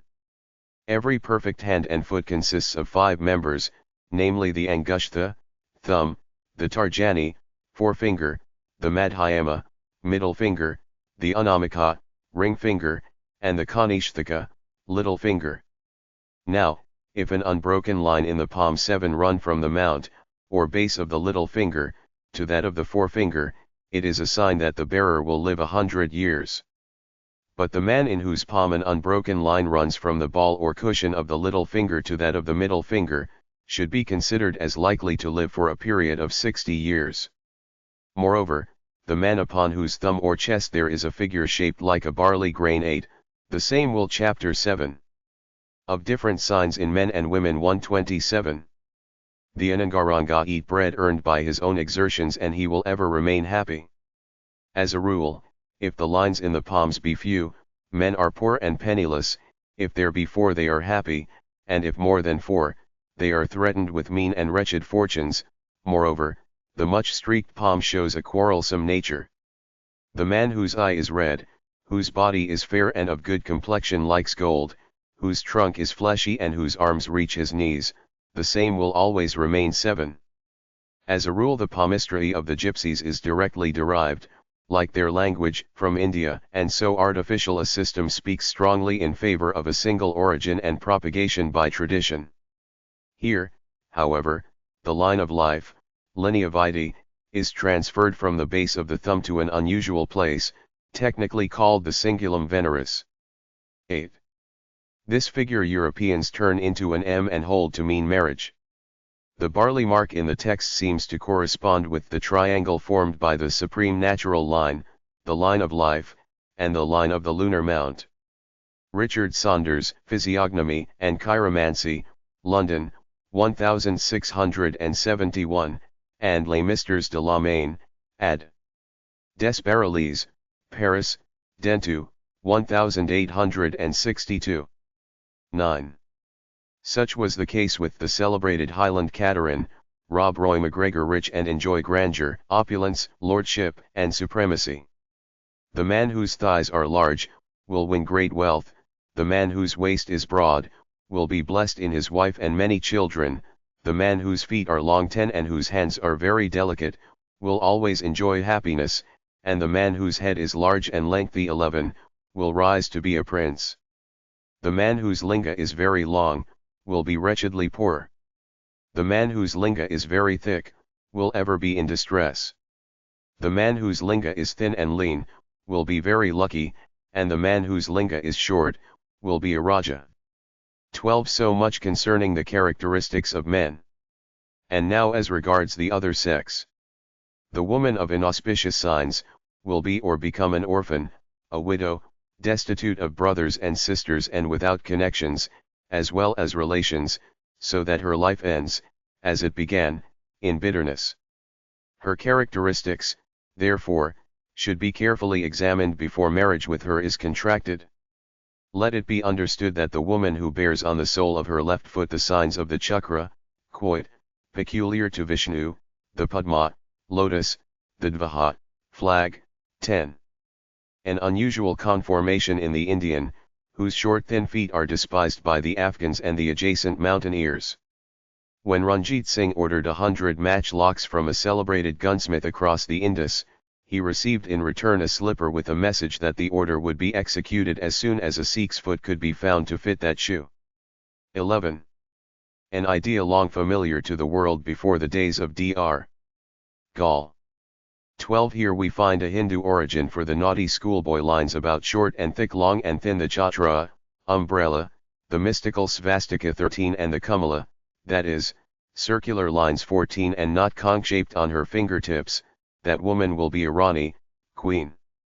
If, however, one or more of these figures be wanting, she will enjoy all the happiness of a crowned head. The woman who bears on the sole of her left foot a line extending from the mount or cushion of the little toe, to the ball of the big toe, that woman will readily obtain a god husband and will find great happiness in his love. Chapter 7. Of different signs in men and women 128. The Ananga, the woman whose 2 little toes do not touch the ground whilst walking, will certainly lose her husband, and during her widowhood, she will not be able to keep herself chaste. The woman whose tarjani or second toe is the longest of all the toes, will be unchanged caste even before marriage. What doubt, then, is there of her being an adulteress as long as her youth endures? The woman whose breasts are fleshy, firm, and handsome, whose bosom is without hair and whose thighs are like the trunk of an elephant, will enjoy a life of happiness. The maiden who has black moles upon her left breast, throat, and ears, will marry and bear a son having auspicious 13. The svastika is the crutched cross, known to the Scandinavians as the hammer of Thor, and supposed to denote the thunderbolt. It is painted on doors in India as an auspicious mark or seal and is affixed to documents in lieu of signatures by Hindu wives, not widows, who cannot write their names. Svastika, amongst the Jains, is the emblem of the 7th guru or spiritual teacher, and the word is also applied to a temple built in the shape of a symbol. 14. The circular lines being held particularly auspicious marks, and by her means, all the family will be called blessed. The maiden whose neck is very long, will be of a wicked and cruel disposition. The maiden whose neck is very short, will be wretchedly poor. The maiden whose neck has 3 lines or wrinkles, will be of a good disposition and her lot will be ever fortunate. The maiden who bears in the palm of her hand lines resembling enclosing walls and toran or garlands of flowers and twigs of trees bent into circles, will become the wife of a king, although she have been born in a servant's house. The maiden whose palms have lines in the shape of an ankush, spiked hook for guiding elephants, a kunthala or spur, and a chakra, quoit or discus, will intermarry with the royal house and bear a son who shows the most fortunate signs. It is written in the book Naradakta 16 that marriage should never be contracted with a girl, unless the lines and spots, as interpreted by treatises on chiromancy, are first examined and found good. The consequence of unauspicious signs is that her birth will cause the death of her father, mother, and brother in succession. The man who marries such a maiden, will presently die and be followed by all his brethren, and these two families will be destroyed. There are 7 kinds of troubles which result from 15. These ornaments are hung from doorways or about awnings on festive occasions. 16. That is, the book written by Narada, one of the 20 rishis or sages and a son of Brahma. His name is properly applied to a quarrelsome and embroiling fellow having intercourse with the wife of another man. Firstly, adultery shortens or lessens the period of life. Secondly, the body becomes spiritless and vigorless. Thirdly, the world derides and reproaches the lover. Fourthly, he despises himself. Fifthly, his wealth greatly decreases. Sixthly, he suffers much in this world. And seventhly, he will suffer more in the world to come. Yet, despite all this ignominy, disgrace, and contumely, it is absolutely chapter 7. Of different signs in men and women 129. The Ananga necessary to have connection with the wife of another, under certain circumstances, which will be presently specified. Great and powerful monarchs have ruined themselves and their realms by their desire to enjoy the wives of others. For instance, in former days the family of the Ravana, king of Lanka, Ceylon, was destroyed because he forcibly abducted Sita, the wife of Rama, and this action gave rise to the Ramayana poem, which is known to the whole world. Vala lost his life for attempting to have connection with Tara, as is fully described in the Kishkinda Kand, a chapter of that history. Kikaka, the Kaurava, together with all his brethren, met with destruction, because he wished to have Draupadi 17, daughter of Drupad, the common wife of the Pandu brothers, as is described in the Viratarvi section of the Mahabharata. Such are the destructions which in days past have happened to those who coveted other men's wives. Let none, therefore, attempt adultery even in their thoughts. But there are 10 changes in the natural state of men, which require to be taken into consideration. Firstly, 17. These 3 represent Helen of Troy in the classical history of Hindustan when he is in a state of dhyasa, desiderium, at a loss to do anything except to see a particular woman. Secondly, when he finds his mind wandering, as if he were about to lose his senses. Thirdly, when he is ever losing himself in thought how to woo and win the woman in question.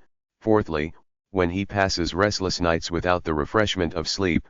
Fifthly, when his looks become haggard and his body emaciated. Sixthly, when he feels himself growing shameless and departing from all sense of decency and decorum. Seventhly, when his riches take to themselves wings and fly. Eighthly, when the state of mental intoxication verges upon madness. Ninthly, when fainting fits come on. And tenthly, when he finds himself at the door of death.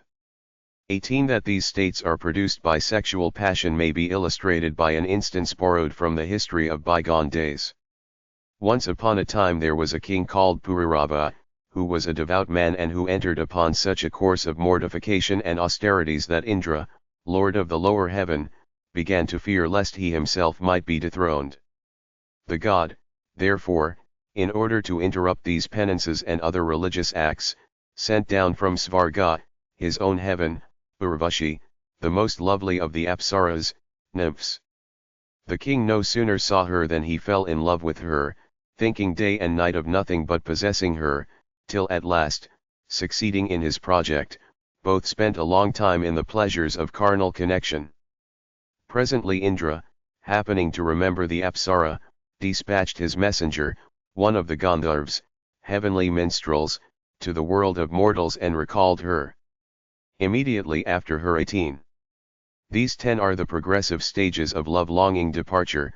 The mind of Pururava began to wander, he could no longer concentrate his thoughts upon worship and he felt upon the point of death. See, then, the state to which that king was reduced by thinking so much about Urvashi. When a man has allowed himself to be carried away captive of desire, he must consult a physician and the books of medicine which treat upon the subject. And, if he comes to the conclusion that unless he enjoy his neighbor's wife he will surely die, he should, for the sake of preserving his life, possess her once and once only. 19. If, however, there be no such peremptory cause, he is by no means justified in enjoying the wife of another person, merely for the sake of pleasure and wanton gratification. Moreover, the book of Vatsyayana, the Rishi, teaches us as follows: suppose that a woman, having reached the lusty vigor of her age, happen to become so inflamed with love for a man and so heated by passion that she feels herself failing into the 10 states before described and likely to end in death attended with frenzy, if her beloved refuse her sexual commerce. Under these circumstances, the man, after allowing himself to be importuned for a time, should reflect that his refusal will cost her life. He should, therefore, enjoy her on one occasion, but not. Chapter 7. Of different signs in men and women. 130. The Ananga always. The following women, however, are absolutely and under all circumstances, to be excluded from any commerce. 19. This was the heathen idea generally, and a friend would hardly have felt justified in refusing, under such circumstances, the loan of his wife. So Seleucus, king of Syria, gave the fair Stratonice to his son, Antiochus, in order to save a life which was endangered by the violence of passion. Equally generous was Socrates, the Christian before Christianity, which generosity may, perhaps, account in part for the temper of Xantippe of the kind. The wife of a Brahmin, of a Shrotriya, Brahmin learned in the Vedas, of an Agnihotri, priest who keeps up the sacred fire, and of a Puranic, reader of the Puranas. To look significantly at such a woman, or to think of her with a view of sensual desire, is highly improper. What, then, must we think of the sin of carnal copulation with her? In like manner, men prepare to go to Naraka, hell, by lying with the wife of a Kshatriya, king, or any man of the warrior caste, now extinct, of a friend or of a relation. The author of this book strongly warns and commands his readers to avoid all such deadly sins. Indeed, there are certain other women who are never to be enjoyed, however much a man may be tempted. First, a virgin without marrying her; second, a widow. 20. Third, a woman living chastely or virtuously with her husband; fourth, the wife of our friend; fifth, the wife of our foe; sixth, any of the reverend women specified above; seventh, the wife of a pupil or a disciple; eighth, a woman born in one's own family; ninth, a woman who has been defiled; 10th, a mad woman; 11th, a woman older than oneself. 21, 12th, the wife of a guru, spiritual tutor, instructor, or guide; 13th. 20. Because by Hindu custom, if not by the old law, the lover cannot marry a widow. 21. Easterns are all agreed upon this point, and the idea is that the embraces of a woman older than the husband burn and destroy his strength. It is certain that when there is a considerable difference of age, the younger of the two suffers in appearance, if not in health.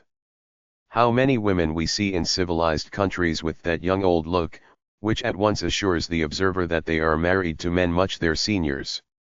We seldom meet in society with the reverse case, for ridicule always attaches to a man's marrying a woman whose age greatly exceeds his own. Yet the few instances which appear justify our belief that there is something the reverse of hygienic in the practice. One's mother-in-law; 14th, one's maternal aunt, mother's sister; 15th, the wife of one's maternal uncle; 22, 16th, one's paternal aunt, father's sister; 17th, one's paternal uncle's wife; 18th, a sister; 19th, a pregnant woman; 20th, a woman with whom one is not acquainted. 21st, a woman who has committed mortal sins and crimes. 22nd, a woman whose complexion is entirely yellow. 23rd, a woman whose complexion is quite black. It is laid down in the Shastras, scriptures, that the wise should never, under any circumstances, have connection with these 23 kinds of women, as well as with others, bearing any relationship to one. The following is a list of the women who serve but as go-betweens. 23, first, a gardener's wife. Second, a woman who is a personal friend. Third, a widow. Fourth, a nurse. Fifth, a dancing girl. Sixth, a woman engaged in manual or mechanical arts. Seventh, a woman hired as a servant or maid to the women of the family. Eighth, an attendant as distinguished from a slave girl. Ninth, a woman who goes from house to house speaking sweet words. 10th, a woman with whom we can talk freely about love and enjoyment. 11th, a young woman under 16. 12th, a female ascetic or mendicant in the name of religion. 22. In Sanskrit and in the Prakrit or modern language of Hindustan, there are different names for our Aunt Mavashi. For instance, is the maternal aunt and mommy, the maternal uncle's wife. Chapter 7. Of different signs in men and women. 131. The Ananga 23. This need not necessarily be taken in a bad sense, as procurus. In Hindu, as well as in Muslim families, women are sufficiently secluded to require the assistance of feminine Mercuries in matters of marriage. 13th, a woman who sells milk and buttermilk. 14th, a tailoress. 15th, a woman fit to be called mistress grandmother. The amorous should prefer these kind of persons, as, when deputed upon such messages, they do their work kindly and well. The following is a list of the women who can most easily be subdued. 24. First, a woman whose deportment shows signs of immodesty. Second, a widow. Third, a woman who is highly accomplished in singing, in playing musical instruments and in similar pleasant arts. Fourth, a woman who is fond of conversation. Fifth, a woman steeped in poverty. Sixth, the wife of an imbecile or an impotent person. Seventh, the wife of a fat and tun-bellied man. Eighth, the wife of a cruel and wicked man. Ninth, the wife of one who is shorter than herself. 10th, the wife of an old man. 11th, the wife of a very ugly man. 12th, a woman accustomed to stand in the doorway and to stare at passers-by. 13th, women of variable disposition.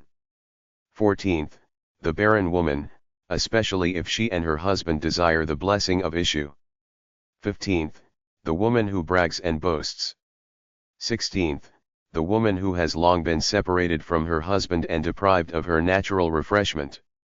17th, the woman who has never learned the real delight of carnal copulation. 25 and 18th, the woman whose mind remains girlish. 24. This can hardly be used in an honest sense, it might be translated seduced, were not that word so liable to misuse and misconstruction. What man in his senses can believe in the seduction of a married woman? As a rule, indeed, the seduction is all on the other side. 25. Which, allow us to state, is the case with most English women and a case to be remedied only by constant and intelligent study of the Ananga scripture. And now to describe the signs and symptoms by which we are to know when women are enamored of us. Firstly, that woman loves a man when she is not ashamed of looking at him. 26. And of boldly and without fear or deference keeping her eyes fixed upon his. Secondly, when she moves her foot to and fro whilst standing up and draws, as it were, lines upon the ground. Thirdly, when she scratches divers limbs without sufficient reason. Fourthly, when she leers, looks obliquely and casts side glances. Fifthly, when she laughs causelessly at the sight of a man. And furthermore, the woman who, instead of answering a straightforward question, replies by joking and jesting words, who slowly and deliberately follows us wherever we go, who, under some pretext or other, dwells upon our faces or forms with a wistful and yearning glance, who delights in walking before us and displaying her legs or her bosom, who behaves to us with a mean and servile submission, ever praising and flattering, who contracts friendships with our friends and who is ever asking them, in the house of such and such a person, are there any wives? Does he love them much? And are they very beautiful?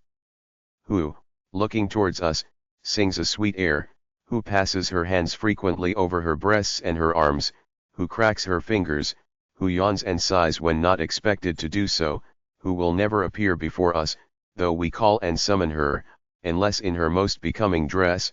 26. In the East, women take the first step in such matters.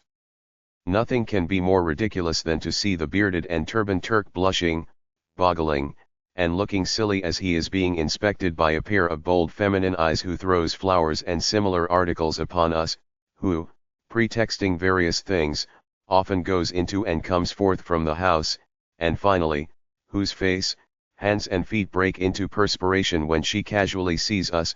That woman showing any such signs and symptoms, is enamored of us and is strongly excited by passion. All we have to do, if versed in the art of love, is to send an able go-between. Chapter 7. Of different signs in men and women. 132. The Ananga on the other hand, the following women are hard to be subdued. First, the wife who is full of love for her husband. Second, the woman whose cold desires and contempt for Congress keep her chaste.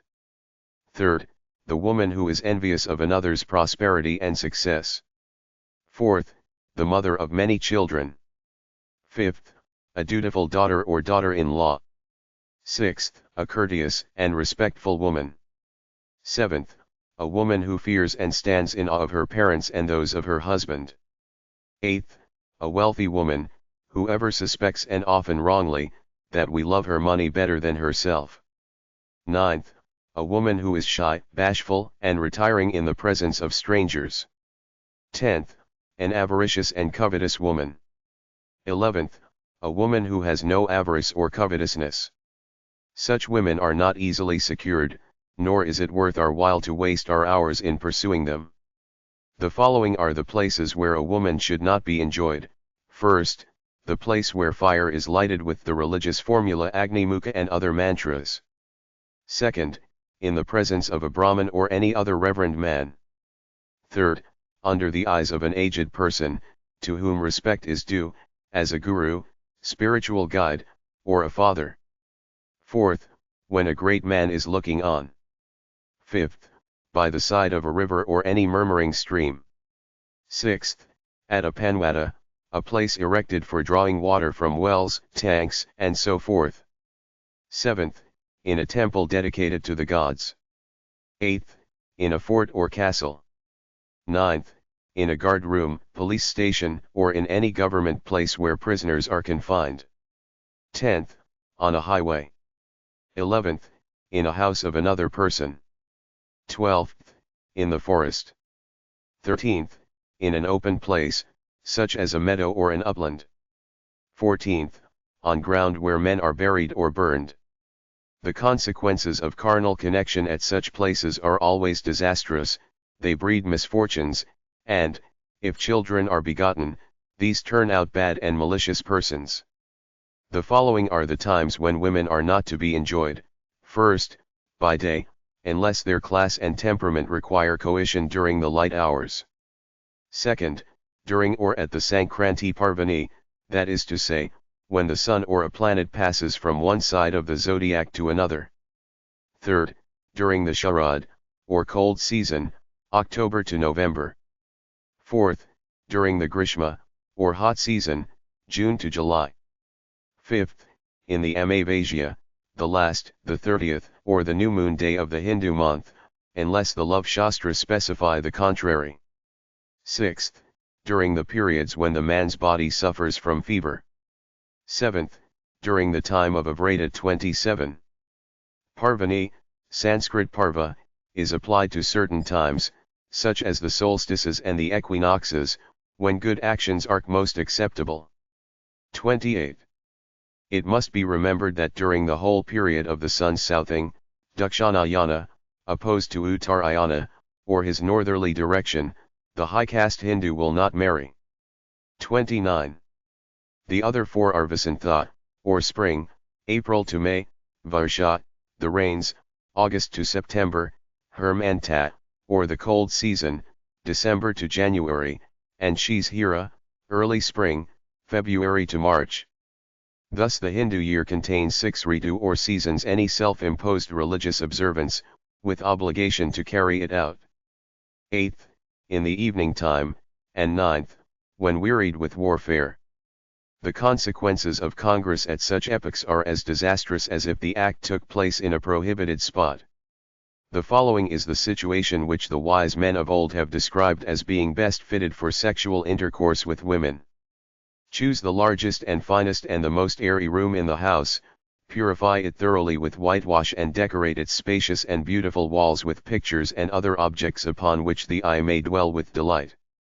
20. Scattered about this apartment place musical instruments, especially the pipe and the lute, with refreshments, as coconut, betel leaf and milk, which is so useful for retaining and restoring vigor, bottles of rose water and various essences, fans, anchors for cooling the air, and books containing amorous songs and gladdening the glance with illustrations of love postures. Splendid divalgiri, or wall lights, should gleam around the wall, reflected by 100 mirrors, whilst both man and woman should contend against any reserve, or false shame, giving themselves up in complete nakedness to unrestrained voluptuousness, upon a high and handsome bedstead, raised on tall legs, furnished with many pillows and covered by a rich chatra, or canopy, the sheets. Chapter 7. Of different signs in men and women. 133. The Ananga being besprinkled with flowers and the coverlet scented by burning luscious. 30. This precaution might be adopted in modern civilization. It was practiced by the Greeks and Romans, for the purpose of begetting graceful and beautiful children, and, considering the history of mother marks and other puerperal curiosities, we should be careful how we determine that the conception cannot be favorably, as well as unfavorably influenced by the aspect of objects around the parent's incense, such as aloes and other fragrant woods. In such a place, let the man, ascending the throne of love, enjoy the woman in ease and comfort, gratifying his and her every wish and every whim. 31. Concerning the effect of perfumes upon the organs, see Chapter 9. Chapter 8. Treating of external enjoyments. By external enjoyments are meant the processes which should always precede internal enjoyment or coition. The wise have said that before Congress, we must develop the desire of the weaker sex through certain preliminaries, which are many and various, such as the various embraces and kisses, the nakadana, or unguiculations, the dashanas, or mersications, the keshagrahanas, or manipulating the hair, and other amorous blandishments. These affect the senses and divert the mind from coyness and coldness. After which tricks and toyings, the lover will proceed to take possession of the place. There are 8 alanganas, or modes of embracing, which will here be enumerated and carefully described. 1. Vrikshadhiradha is the embrace which simulates the climbing of a tree. 2. And it is done as follows: when the husband stands up, the wife should place one foot upon his foot. 3. And raise the other leg to the height of his thigh, against which she presses it. Then, encircling his waist with her arms, even as a man prepares to swarm up a palm trunks, she holds and presses him forcibly, bends her body over his and kisses him as if sucking the water of life. 2. Tilatangela, the embrace which represents the mixture of sesamum seed with husked rice, tandul. The man and woman, standing in front of each other, should fold each other to the bosom by closely encircling the waist. Then, taking care to remain still and by no means to move, they should approach the linga to the yoni, both being veiled by the dress, and avoid interrupting the contact for some time. 3. Lalatika, so called because forehead, lalita, touches forehead. In this position great endearment is shown. 1. The alanganas are illustrated in almost every edition of Kakapundit, and so are the broader subjects treated of in the following chapter. At Pune, Pune, and other parts of western India, there are artists who make this the business of their lives and who sell a series of about 80 body colors, at the rate of 2 to 5 rupees each. The treatment is purely conventional and the faces, as well as the dresses, probably date from several centuries ago. A change took place when an unhappy Anglo-Indian officer, wishing to send home a portrait of his wife, applied to one of our artists with that admirably naive ignorance of everything native, which is the growing custom of his race. The result was that the Englishwoman's golden hair and beautiful features appear in some 50 or 60 highly compromising attitudes and will continue to do so for many a generation to come. 2. Compare the slang word in French, grimper. 3.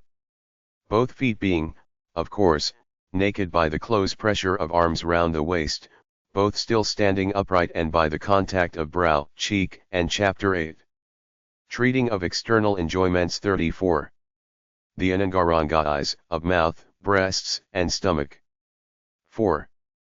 Jaganalingana, meaning hips, loins, and thighs. In this embrace the husband sits 4 upon the carpet and the wife upon his thighs, embracing and kissing him with fond affection. In returning her fondling, her lungaten, or petticoats, are raised, so that her lungi, or undergarments, may come in contact with his clothes and her hair is thrown into the disheveled state, symbolizing passion, or the husband, for variety's sake, may sit upon the wife's lap. 5.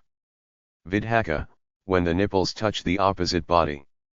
The husband sits still, closing his eyes and the wife, placing herself close to him, should pass her right arm over his shoulder and apply her bosom to his, pressing him forcibly, whilst he returns her embrace with equal warmth. 6. Urapagadha, so called from the use of the thighs. In this embrace both stand up, passing their arms round each other and the husband places his wife's legs between his own so that the inside of his thighs may come in contact with the outside of hers. As in all cases, kissing must be kept up from time to time. This is a process peculiar to those who are greatly enamored of each other. 7. Dugdhaniralingana, or the milk and water embrace, also called Kashiranara, with the same signification. In this mode the husband lies upon the bed, resting 4. Sitting invariably means cross-legged, like a tailor upon his board, or at squat, like a bird, and the seat is a mat, or carpet, in India, and a divan in the Nearer East on one side, right or left. The wife throws herself down near him with her face to his and closely embraces him, the members and limbs of both touching and entangled, as it were, with the corresponding parts of the other. And thus they should remain until desire is thoroughly aroused in both. 8.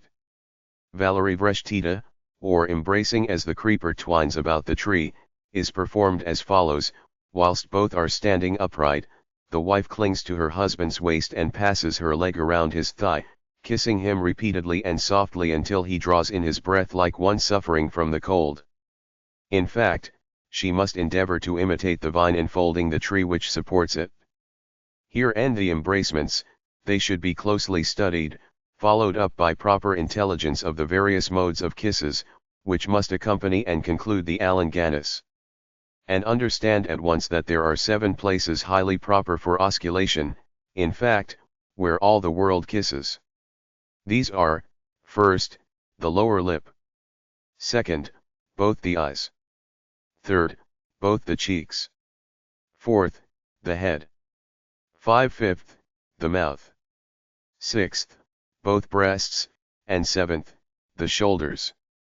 It is true that the people of certain countries have other places, which they think proper to kiss.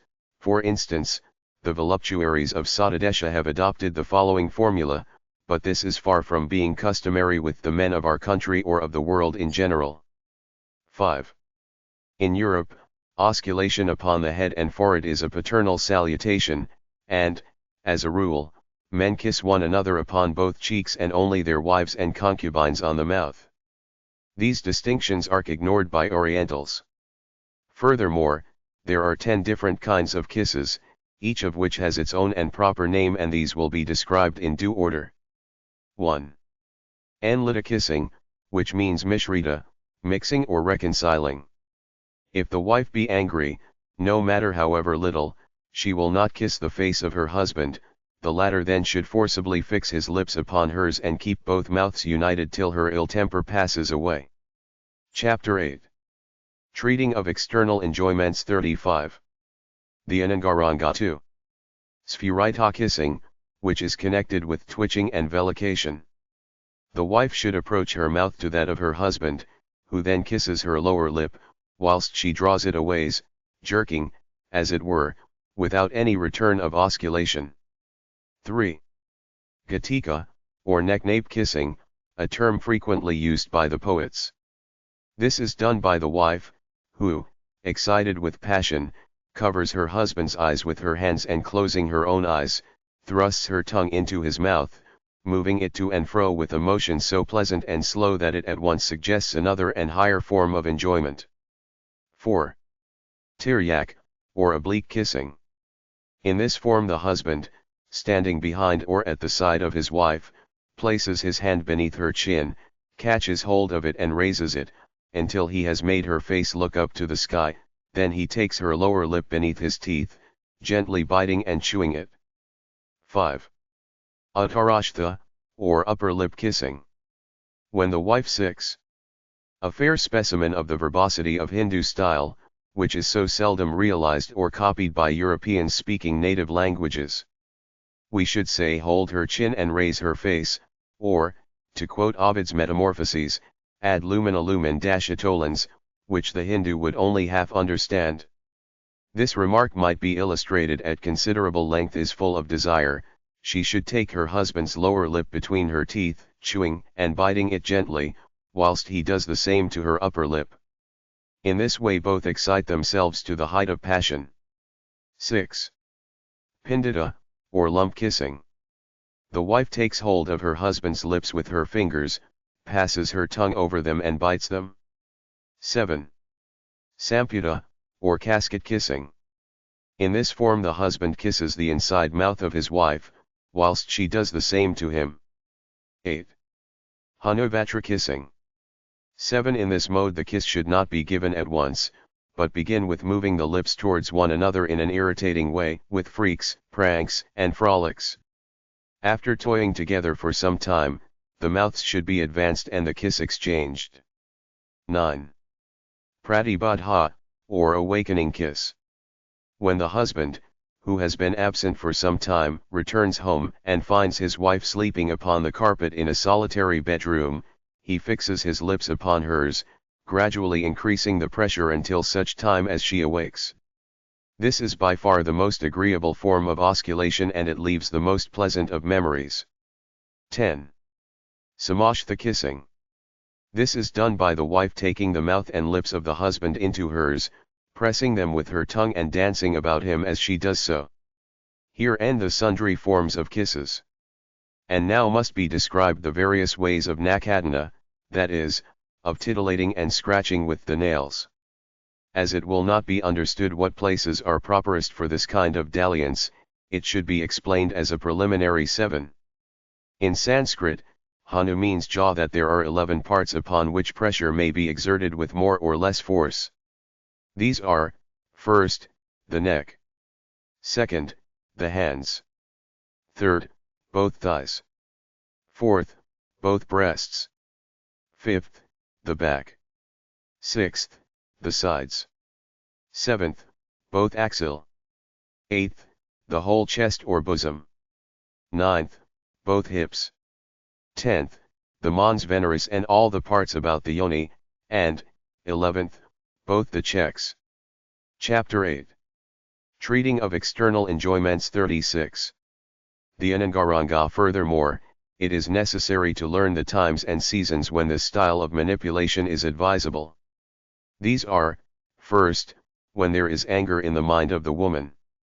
Second, at the time of first enjoying her or of taking her virginity.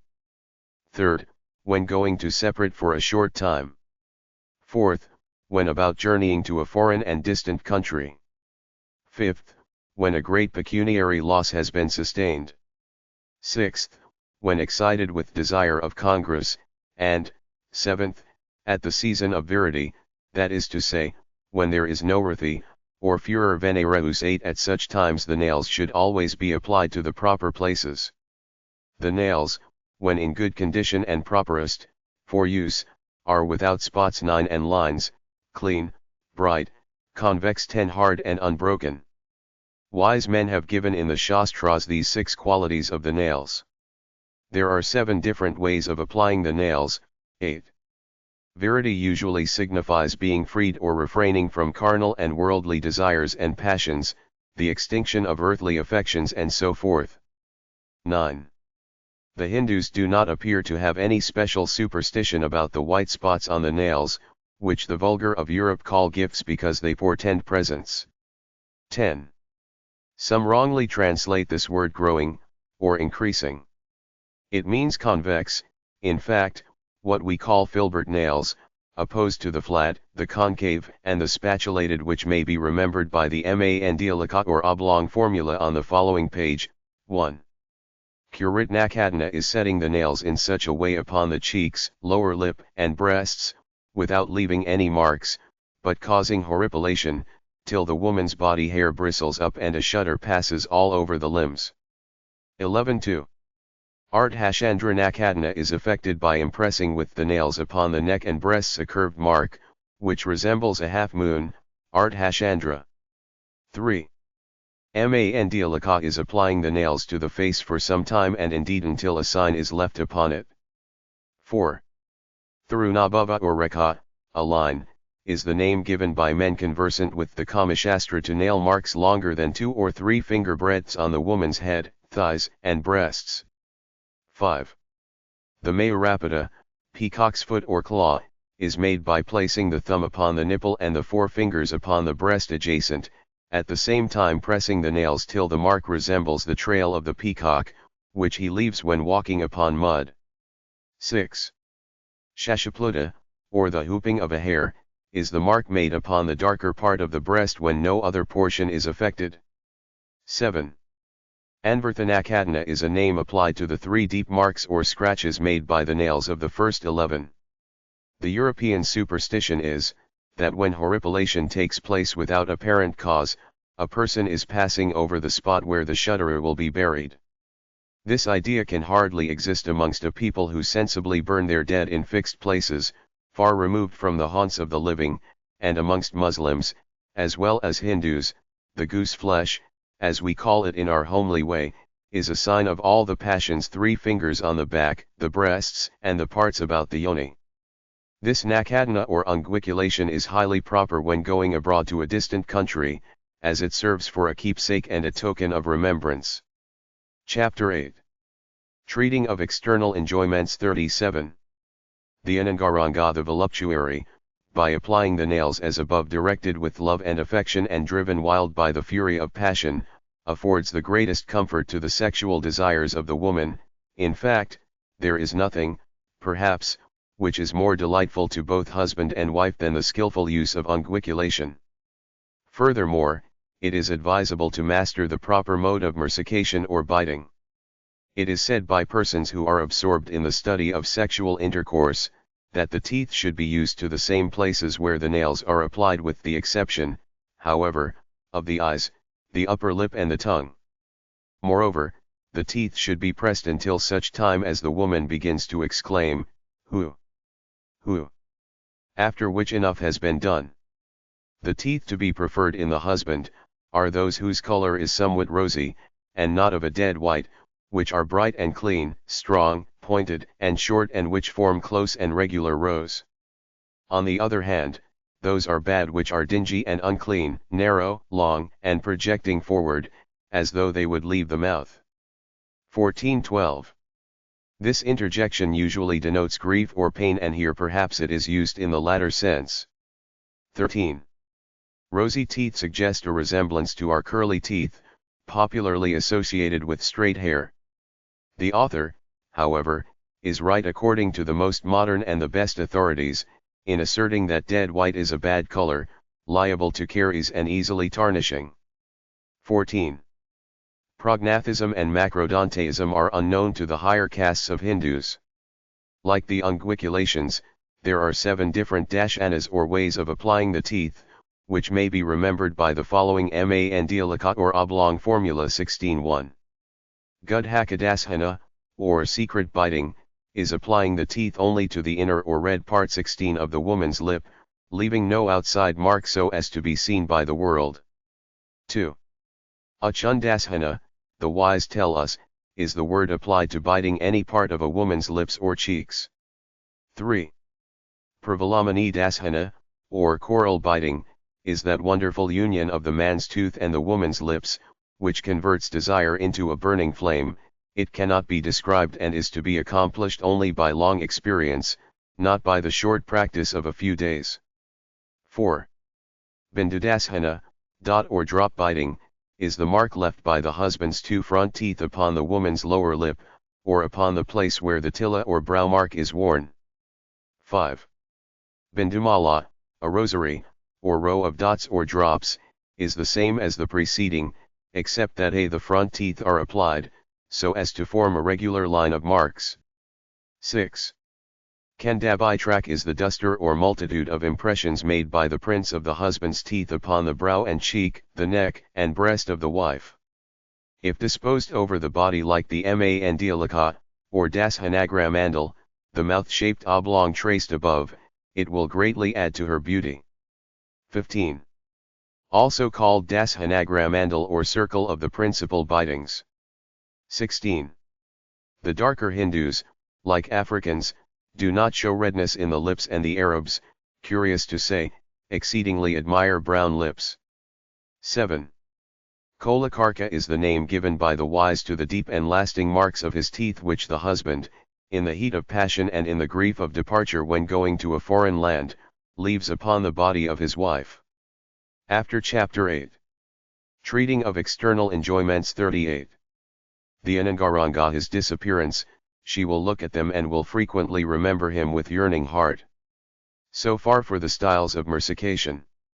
And now it is advisable to study the different fashions of keshagrahana, or manipulating the hair, which, upon a woman's head, should be soft, close, thick, black and wavy, not curled, nor straight. One of the best ways of kindling hot desire in a woman is, at the time of rising, softly to hold and handle the hair, according to the manner of doing so laid down in the Kamashastra. The keshagrahana are of 4 kinds, which may be remembered by the 1. Samahastakeshagrahana, or holding the hair with both hands, is when the husband encloses it between his 2 palms behind his wife's head, at the same time kissing her lower lip. 2. Tarngarangakeshagrahana, or kissing the hair in wavy, or sinuous, fashion, is when the husband draws his wife towards him by the back hair and kisses her at the same time. 3. Bhujangavalika, or the dragon's turn, 17 is when the husband, excited by the approaching prospect of sexual congress, amorously seizes the hind knot of his wife's hair, at the same time closely embracing her. This is done in a standing position and the legs should 17. Bhujanga is a dragon, a cobra, a snake generically, or a man who keeps a mistress be crossed with one another. It is one of the most exciting of all toyings. 4. Kamavatansakshagrahana, or holding the crest hair of love, is when, during the act of copulation, the husband holds with both hands his wife's hair above her ears, whilst she does the same thing to him and both exchange frequent kisses upon the mouth. Such, then, are the external enjoyments described in the due order according to which they ought to be practiced. Those only are mentioned which are well known to and are highly appreciated by the world. There are many others by no means so popular, and these are omitted, lest this treatise become an unwieldy size. 19. The following may, however, be mentioned. The blandishments of love are a manner of battle, in which the stronger wins the day. And in order to assist us in the struggle, there are 2 forms of attack, known as karatadana and sitkritadasha. 18. Avatansa means a crest, a tuft, or an earring. 19. The reader will remember that the Hindus, as a rule, are a race of vegetarians, who rarely drink any stimulants such as wine, ale, and spirits, or even tea, coffee, and chocolate. They look with horror upon the meat-eater, that makes his body a grave for the corpses of animals, and they attach a bad name to all narcotics except tobacco, leaving opium and bhang or hashish to low fellows and ribald debauchees. It is evident that, under such circumstances, their desires, after the first heat of youth, will be comparatively cold, and that both sexes, especially the weaker, require to be excited by a multitude and a variety of preliminaries to possession, which would defeat their own object in case of Europeans. Thus also we may account for their faith in pepper, ginger, cloves, cinnamon, and other spices which go by the name of garam masala, or hot condiments. These would have scanty effect upon the beef-eating and beer-bibbing Briton, but they exert a sufficiently powerful action upon a people of water drinkers and rice or pulse feeders. Chapter 8. Treating of External Enjoyments 39. The Ananga Karatatana, as the word denotes, are soft tappings and pattings with the hand, by the husband or the wife, upon certain members of each other's persons.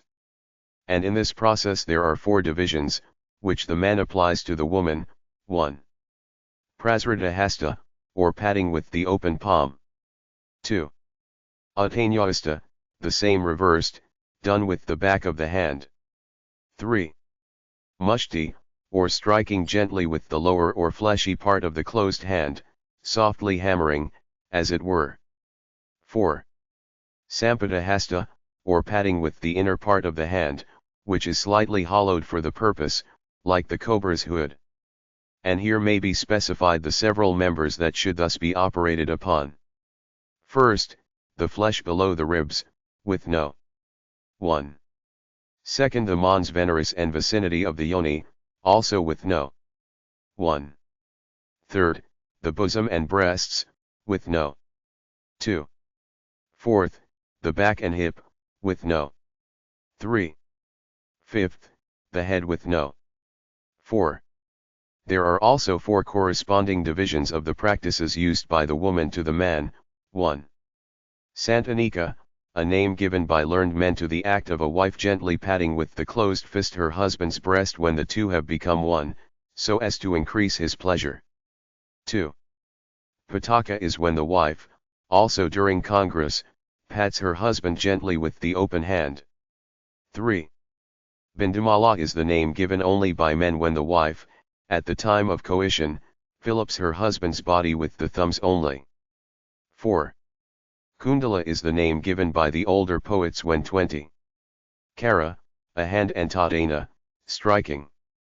The wife, during copulation, fillips her husband's body with thumb and forefinger, not with the rest of the hand.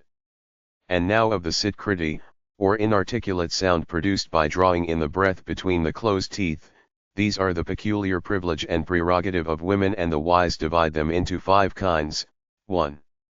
Hinkrithi is the deep and grave sound, like hun, hun, hun, or hin, hin, hin. 21. Produced in the nose and mouth with the slightest use of the former member. 2.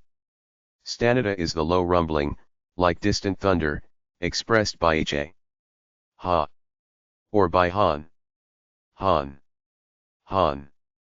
Produced by the throat without the concurrence of the nasal muscles. 3. Sitkriti is the expiration or emission of breath, like the hissing of a serpent, expressed by shan, shan, or shish, shish, and produced only in the mouth. 4. Utkriti is the cracking sound, resembling the splitting of a bamboo, expressed by t-hat, t-hat, and formed by applying the tongue tip to the palate. 22. And by moving it as rapidly as possible, at the same time pronouncing the interjection. 5. Bhavakriti is a rattling sound, like the fall of heavy raindrops, expressed by t-hap, t-hap, produced by the lips, but it can be produced only at the time of congress. Chapter 8. Treating of External Enjoyments 40. The Anangaranga. These several Sitkritis in the woman's mouth at the moment of enjoyment, will respectively resemble the cry of the quail, lava, of the Indian cuckoo, kokila. 21. In all these interjections, the terminal liquid is a highly nasalized nunation. 22. Somewhat in the same way as an Englishman urges on a horse of the spotted-necked pigeon, capota, of the hansegoose and of the peacock. The sounds should especially be produced when the husband kisses, bites, and chews his wife's lower lip, and the sweetness of the utterance greatly adds to enjoyment and promotes the congress of the sexual act. Furthermore, be it known to men the peculiar characteristics of the Ashtamahanayika, or the 8 great forms of Nayika 23:1. Kandatana Yuka, when the husband bears upon his body all the marks of sexual enjoyment, produced by sleeping with the rival wife, and when, with eyes reddened by keeping late hours, he returns to his beloved struck with fear and in an agitated state, coaxing her and speaking sweet words, for the purpose of suing her to Congress, and she half listens to him, but yields at last. Such is the name given to her by the great poets of the olden time. 2. Vaisakazajita is the word applied by the learned to the wife, who, having spread a soft, fine bed, in a charming apartment, sits upon it at night time and awaits her husband, with great expectation, now half closing her eyes, then fixing her glance on the door. 3. Kalakantarada, say wise men, is the term of a wife, who when her husband, after grossly injuring her, falls at her feet and begs for pardon, answers him loudly and in great wrath, drives him from her presence and determines not to see him again, but presently, waxing 28. A mistress, or one beloved, the feminine of Nayuk, meaning the head, a chief, the lover, the hero of a play, or the best gem in a necklace, hence the corrupted word Nayuk, a corporal in the native army repentant, laments in various ways the pains and sorrows of separation and at last recovers quietude by the hope of reunion. 4. Abhisarika is the woman whose sexual passions being in a state of overflowing, dresses herself and goes forth shamelessly and wantonly at night time to the house of some strange man, in the hope of carnal copulation with him. 5. Vipralabdha is the disappointed woman, who, having sent a go-between to some strange man, appointing him to meet her a certain place, repairs there, confused and agitated with the prospect of congress, but sees the go-between returning alone and without the lover, which throws her into a state of fever. 6.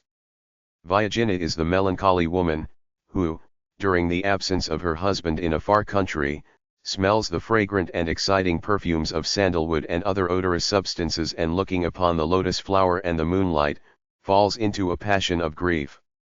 7. Svadhyanaparvapatika is the name given to the wife whose husband, instead of gratifying her amorous desires and studying her carnal wants, engages in the pursuit of philosophic knowledge derived from meditation. 8. Utkanthita, according to the best poets, is the woman who loves her husband very dearly, whose eyes are light and lively, who has decorated herself with jewels and garlands, well knowing the wishes of her. Chapter 8. Treating of external enjoyments 41. The Ananga 24. There are many theories upon this subject in the East. For instance, the narcissus flower is everywhere supposed to excite the woman and depress the man. Whilst the mimosa blossom gives an essence which the Arabs call fitna, trouble or revolt, because its action is direct and powerful upon the passions of their wives, as the Spanish Viento de las Mujeres. Man, and who, burning with desire, awaits his coming, propped up with pillows in a sleeping apartment appropriated to pleasure and sumptuously adorned with mirrors and pictures. 25. These 8 Nayakas are borrowed from the language of the Hindu drama. Chapter 9. Treating of internal enjoyments in its various forms. By internal enjoyment, is meant the art of congress which follows the various external preliminaries described in the last chapter. These embraces, kisses, and sundry manipulations, must always be practiced according to the taste of husband and wife, and if persisted in as the Shastra directs, they will excessively excite the passions of the woman and will soften and loosen her yoni so as to be ready for carnal connection. The following verses show how much art and science there is in a matter which appears so simple to the uneducated and vulgar. What is the remedy when a woman is mightier than a man? Although she be very strong, yet no sooner are her legs placed wide apart, than she loses her force of passion and is satisfied. Thus the yoni from being tight and compact, becomes slack and loose. Let the husband, therefore, press her thighs together and she will be equally able to struggle with him at the time of congress. Well, if a woman be only 12 or 13 years old and the man is quite grown up and has lost the first vigor of his youth, what must be done to make them equal?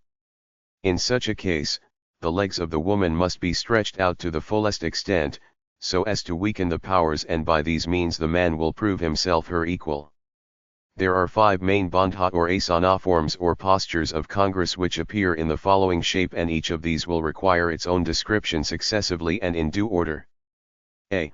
Uttana bandha, i.e., supine posture, is the great one.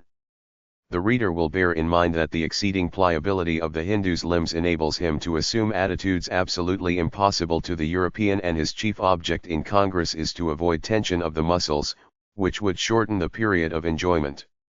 For which reason, even in the act of love, he will delay to talk, to caress his wife, to cat, drink, chew pansupri, and perhaps smoke a water pipe. Stripped of its excessive verbiage, the Hindu faits d'affaires are simple enough. The 5 great divisions represent: 1. The woman lying supine, upon her back; 2. Lying on her side, right or left; 3. Sitting in various ways; 4. Standing, or as the vulgar call an upright; and, lastly, 5. Lying prone, upon breast and stomach. Of the first division, there are 11 subdivisions; of the second, 3, of the third, 10, of the fourth, 3, and 2 of the fifth class, making a total of 29, and with 3 forms of purahayat, a grand total of 32. Chapter 9. Treating of internal enjoyments in its various forms. 42. The Ananga, as in similar European treatises, the Kamashastra is very brief and unsatisfactory, except in the principal positions, and it can hardly be understood without illustrations. Some appear to be identical with others, at least no distinction can be learned from the text. Moreover, it is evident that the yoni of the Hindu woman must be placed exceptionally high, otherwise many of the postures would be quite impossible. These varieties of conformation are exceedingly interesting to the ethnologist, but the matter is far too extensive for discussing here. The subject of constricting the yoni is also ethnologically of great importance, as will be seen when the reader arrives at the paragraph. An allusion has already been made to the Hindu practice of effecting conception by both parents looking at pictures of noble and beautiful forms, a custom well known to the ancients, but now unaccountably neglected. See Chapter 8, division so called by men well versed in the art of love, when a woman lies upon her back and her husband sits close to her upon his hams. But is this all that can be said of it? No. No. There are 11 subdivisions, as shown in the table on the following page. And now of the several subdivisions. 1. Samapada Uttanabandha, is when the husband places his wife upon her back, raises both her legs and placing them upon his shoulders, sits close to her and enjoys her. 2. Nagara Uttanabandha, is when the husband places his wife upon her back, sits between her legs, raises them both, keeping them on either side of his waist, and thus enjoys her. 3. Travikrama Uttanabandha, is when one of the wife's legs is left lying upon the bed or carpet, the other being placed upon the head of the husband, who supports himself upon both hands. This position is very admirable. 4. Vyomapada Uttanabandha, is when the wife, lying upon her back, raises with her hands both legs, drawing them as far back as her hair; the husband, then sitting close to her, places both bands upon her breasts and enjoys her. 5. Smarachakrasana, or the position of the kama wheel, a mode very much enjoyed by the voluptuary. In this form, the husband sits between the legs of his wife, extends his arms on both sides of her as far as he can, and thus enjoys her. 6. Avidarita is that position when the wife raises both her legs, so that they may touch the bosom of her husband, who, sitting between her thighs, embraces and enjoys her. 7. Samyabandha is the name given by the old poets to a form of congress much in vogue amongst the artful students of the Kamashastra. The wife lies supine and the husband, as usual, sits too. He places both hands under her back, closely embracing her, which she returns by tightly grasping his neck. 8. Jairamita Asana. In order to bend the wife's body in the form of a bow, the husband places little pillows or pads beneath her hips and head. He then raises the seat of pleasure and rises to it by kneeling upon a cushion. This is an admirable form of congress and is greatly enjoyed by both. 9. Vshtita is when the wife lies upon her back cross-legged 3 and raises her feet a little. This position is very well fitted for those burning with desire. 10. Vinovadarita is that in which the wife, lying upon her back, places one leg upon her husband's shoulder and the other on the bed or carpet. 11. Sphudma Uttanabandha is when the husband, after insertion and penetration, raises the legs of his wife, who Chapter 9. Treating of internal enjoyments in its various forms 43. The Ananga 2. Not as a tailor, but sitting at squat, upon both feet, somewhat like a bird, a position impossible to Europeans. 3. Unintelligible without an illustration still lies upon her back and joins her thighs closely together. Here end the 11 forms of Uttanabandha.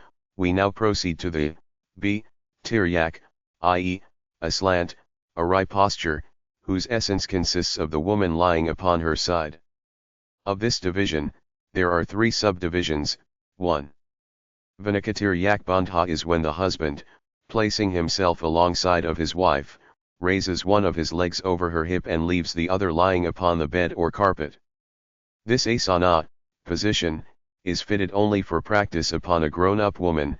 In the case of a younger person, the result is by no means satisfactory. 2. Sampudatiryak bandha is when both man and woman lie straight upon their sides, without any movement or change in the position of their limbs. 3. Karkatatiryak bandha is when both being upon their sides, the husband lies between his wife's thighs, one under him and the other being thrown over his flank, a little below the breast. Here end the 3 forms of the Tiryak bandha, and we now proceed to the Upavishta, i.e., sitting, posture. Of this division there are 10 subdivisions shown in the figure on the opposite page. 1. Padmasana. The husband in this favorite position sits cross-legged upon the bed or carpet and takes his wife upon his lap, placing his hands upon her shoulders. 2. Upapadasana. In this posture, whilst both are sitting, the woman slightly raises one leg by placing the hand under it and the husband enjoys her. 3. Vadhuridasana. The husband embraces his wife's neck very closely and she does the same to him. 4. Panapashasana. The husband holds his wife's feet and the wife those of her husband. 5. Sanyamanasana. The husband passes both the legs of his wife under his arms at the elbow and holds her neck with his hands. 6. Karmakasana, or the tortoise posture. The husband must so sit that his mouth, arms, and legs touch the corresponding members of his wife. 7. Parivartadasana. In addition to the mutual contact of mouth, arms, and legs, the husband must frequently pass both the legs of his wife under his arms at the elbow. 8. Yugmapadasana is a name given by the poets to that position in which the husband sits with his legs wide apart, and, after insertion and penetration, presses the thighs of his wife together. 9. Vinardidasana, a form possible only to a very strong man with a very light woman. He raises her by passing both her legs over his arms at the elbow and moves her about from left to right, but not backwards or forwards, till the supreme moment arrives. Chapter 9. Treating of internal enjoyments in its various forms 44. The Ananga 10. Markatazana, is the same position as No. 9. In this, however, the husband moves the wife in a straight line away from his face, that is, backwards and forwards, but not from side to side. Here end the forms of upavishta, or sitting posture. The next is, d. Uthita, or the standing posture, which admits of three subdivisions. 1. Janu Kuru Uthita Bandha, i.e., knee and elbow standing form, a posture which also requires great bodily strength in the man. Both stand opposite to each other and the husband passes his two arms under his wife's knees, supporting her upon the sine, or inner elbow. He then raises her as high as his waist and enjoys her, whilst she must clasp his neck with both her hands. 2. Harivikrama Uthita Bandha, in this form the husband raises only one leg of his wife, who with the other stands upon the ground. It is a position delightful to young women, who thereby soon find themselves in gloria. 3. Kirti Uthita Bandha, this requires strength in the man, but not so much as is wanted for the first sub-division. The wife, clasping her hands and placing her legs round her husband's waist, hangs, as it were, to him, whilst he supports her by placing his forearms under her hips. Here end the forms of Uthita, or standing posture, and we now come to the Vyantabandha, which means congress with a woman when she is prone, that is, with the breast and stomach to the bed or carpet. Of this asana, there are only two well-known subdivisions. 1. Dhenukavyantabandha, the cow posture, for in this position the wife places herself upon all fours, supported on her hands and feet, not her knees, and the husband, approaching from behind, falls upon her waist and enjoys her as if he were a bull. There is much religious merit in this form. 2. Ibhabhayantabandha, or Gajasawa, the elephant 4. There is nothing of insult in comparison with the cow, which is worshipped by the Hindus posture. 5. The wife lies down in such a position that her face, breast, stomach, and thighs all touch the bed or carpet, and the husband, extending himself upon her and bending himself like an elephant, with the small of the back, much drawn in, works underneath her and effects insertion. O Raja, said the arch-poet Kalyanamala, there are many other forms of congress, such as Harinasana, Sakrasana, Gardhabasana, and so forth, but they are not known to the people, and being useless as well as very difficult of performance, nay, sometimes so full of faults as to be excluded or prohibited, I have, therefore, not related them to you. But if you desire to hear anything more about postures, be pleased to ask, and your servant will attempt to satisfy your curiosity. Right well, exclaimed the king. I much wish to hear you describe the Purushayatabandha. Here, O Raja, resumed the poet, whilst I relate all that requires to be known concerning that form of congress. Purushayatabandha 6 is the reverse of what men usually practice. In this case the man lies upon his back, draws his wife upon him and enjoys her. It is especially useful when he, being exhausted, is no longer capable of muscular exertion, and when she is ungratified, being still full of the water of love. The wife must, therefore, place chapter 9. Treating of internal enjoyments in its various forms 45. The Ananga 5. The classical idea of elephants, like other retromingents, copulating at tergo, was never known to the Hindus, who were too well acquainted with the habits of the animals. It is needless to say that their coition is that of other quadrupeds. 6. This position is held in great horror by Muslims, who commonly say, "Cursed be he who makes himself earth and woman heaven." Her husband supine upon the bed or carpet, mount upon his person and satisfy her desires. Of this form of congress there are three subdivisions. 1. Viparidabandha, or contrary position, is when the wife lies straight upon the outstretched person of her husband, her breast being applied to his bosom, presses his waist with her hands, and moving her hips sharply in various directions, enjoys him. 2. Purushayatabitramarabandha, like the large B in this, the wife, having placed her husband at full length upon the bed or carpet, sits at squat upon his thighs, closes her legs firmly after she has effected insertion, and, moving her waist in a circular form, churning, as it were, enjoys her husband and thoroughly satisfies herself. 3.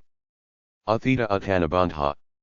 The wife, whose passion has not been gratified by previous copulation, should make her husband lie upon his back and sitting cross-legged upon his thighs, should seize his linga, effect insertion, and move her waist up and down, advancing and retiring. She will derive great comfort from this process. Whilst thus reversing the natural order in all these forms of Purushayata, the wife will draw in her breath after the fashion called Sitkara, she will smile gently and she will show a kind of half-shame, making her face so attractive that it cannot well be described. After which she will say to her husband, "O my dear!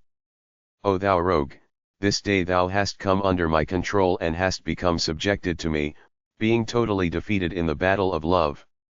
Her husband manipulates her hair according to art, embraces her and kisses her lower lip, whereupon all her members will relax, she will close her eyes and fall into a swoon of joy. Moreover, at all times of enjoying Purushayata the wife will remember that without an especial exertion of will on her part, the husband's pleasure will not be perfect. To this end she must ever strive to close and constrict the yoni until it holds the linga, as with the finger 7 opening and shutting at her pleasure, and finally, acting as the hand of the Gopala girl, who milks the cow. This can be learned only by long practice and especially by throwing the will into the part to be affected, even as men endeavor to sharpen their hearing aid and their sense of touch. While so doing, she will mentally repeat Kamadeva. Kamadeva, in order that a blessing may rest upon the undertaking. And she will be pleased to hear that the art once learned, is never lost. Her husband will then value her above all women, nor would he exchange her for the most beautiful Rani, queen, in the 3 worlds. So lovely and pleasant to man is she who constricts. Let it now be observed that there are sundry kinds 7. Amongst some races the constrictor vagin muscles are abnormally developed. In Abyssinia, for instance, a woman can so exert them as to cause pain to a man, and, when sitting upon his thighs, she can induce the orgasm without moving any other part of her person. Such an artist is called by the Arabs, kabaza, literally meaning a holder, and it is not surprising that the slave dealers pay large sums for her. All women have more or less the power, but they wholly neglect it. Indeed, there are many races in Europe which have never even heard of it. To these the words of wisdom spoken by Kalyanamala, the poet, should be peculiarly acceptable. 8. So, it is said, that Orsini, the conspirator, employed the long hours of his captivity in cultivating this sense, until he was able readily to distinguish sounds which other men could not even hear. Chapter 9. Treating of internal enjoyments in its various forms. 46. The Ananga and conditions of women whom the wise peremptorily exclude from Purushayata, and the principal exceptions will here be mentioned. First, the Karani woman. Second, the Harini. Third, she who is pregnant. Fourth, she who has not long left the lying-in chamber. Fifth, a woman of thin and lean body, because the exertion will be too great for her strength. Sixth, a woman suffering from fever or other weakening complaint. Seventh, a virgin, and, eighth, a girl not yet arrived at puberty. And now, having duly concluded the chapter 9 of internal enjoyments, it is good to know that if husband and wife live together in dose agreement, as one soul in a single body, they shall be happy in this world and in that to come. Their good and charitable actions will be an example to mankind, and their peace and harmony will effect their salvation. No one yet has written a book to prevent the separation of the married pair and to show them how they may pass through life in union. Seeing this, I felt compassion and composed the treatise, offering it to the god Pandurang. The chief reason for the separation between the married couple, and the cause which drives the husband to the embraces of strange women and the wife to the arms of strange men, is the want of varied pleasures and the monotony which follows possession. There is no doubt about it. Monotony begets satiety, and satiety distaste for congress, especially in one or the other. Malicious feelings are engendered, the husband or the wife yield to temptation and the other follows, being driven by jealousy. For it seldom happens that the two love each 9.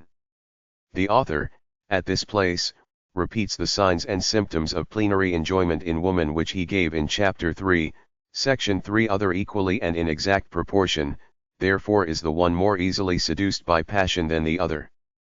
From such separations result polygamy, adulteries, abortions, and every manner of vice, and not only do the erring husband and wife fall into the pit, but they also drag down the names of their deceased ancestors from the place of beatified mortals, either to hell or back again upon this world. Fully understanding the way in which such quarrels arise, I have in this book shown how the husband, by varying the enjoyment of his wife, may live with her as with 32 different women, ever varying the enjoyment of her and rendering satiety impossible.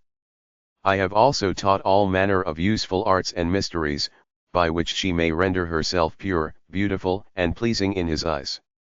Let me, therefore, conclude with the verse of blessing: may this treatise, Ananga, be beloved of man and woman, as long as the holy river Ganges springeth from Shiva, with his wife Gauri on his left side, as long as Lakshmi loveth Vishnu, as long as Brahma is engaged in the study of the Vedas, and as long as the earth, the moon, and the sun endure. Chapter 9. Treating of internal enjoyments in its various forms. 47. Appendix I. Astrology in connection with marriage. 1. Now is related the effect resulting from the consonance and dissonance, amity and hospitality, between the stars, and destinies, of a couple proposed to be bride and bridegroom. 2. Having ascertained that the houses, kula, the family names, gotra, and the individual dispositions, svabhava, of the postulants are free from inherent blemish. 3. Their gunas, qualities or requisites, must be 1. We have relegated the astrological and chemical chapters to an appendix. They appear, pp. 120 etseq, in the Maratha edit. Of the Ananga, Bombay, 1842, but it is more than doubtful if they belong to the original work. 2. As mere children are married in India, these precautions and considerations must be taken by the relatives. See the beginning of chapter 8. 3. The fault of families is hereditary ill repute. The greatest blemish of names is when those of bride and bridegroom exactly correspond and those of disposition are too well known to require notice, determined from the zodiacal signs and the asterisms presiding over their birth. 4. The gunas, number in total 36, of which at least 19 are requisite for a prosperous match, and thence upwards, the fruit resulting from their influence is proportional to their number. Observations upon these subjects will be facilitated by the 3 following tables. Table I shows the presiding planet, the genus or nature, and the caste, in theory not in practice, of the questioner, when the zodiacal sign of his birth time is known. For instance, if Sol be in Aries at the birth of the patient, his planet is Mars, he belongs to the genus quadruped and he is by caste Kshatriya or fighting man.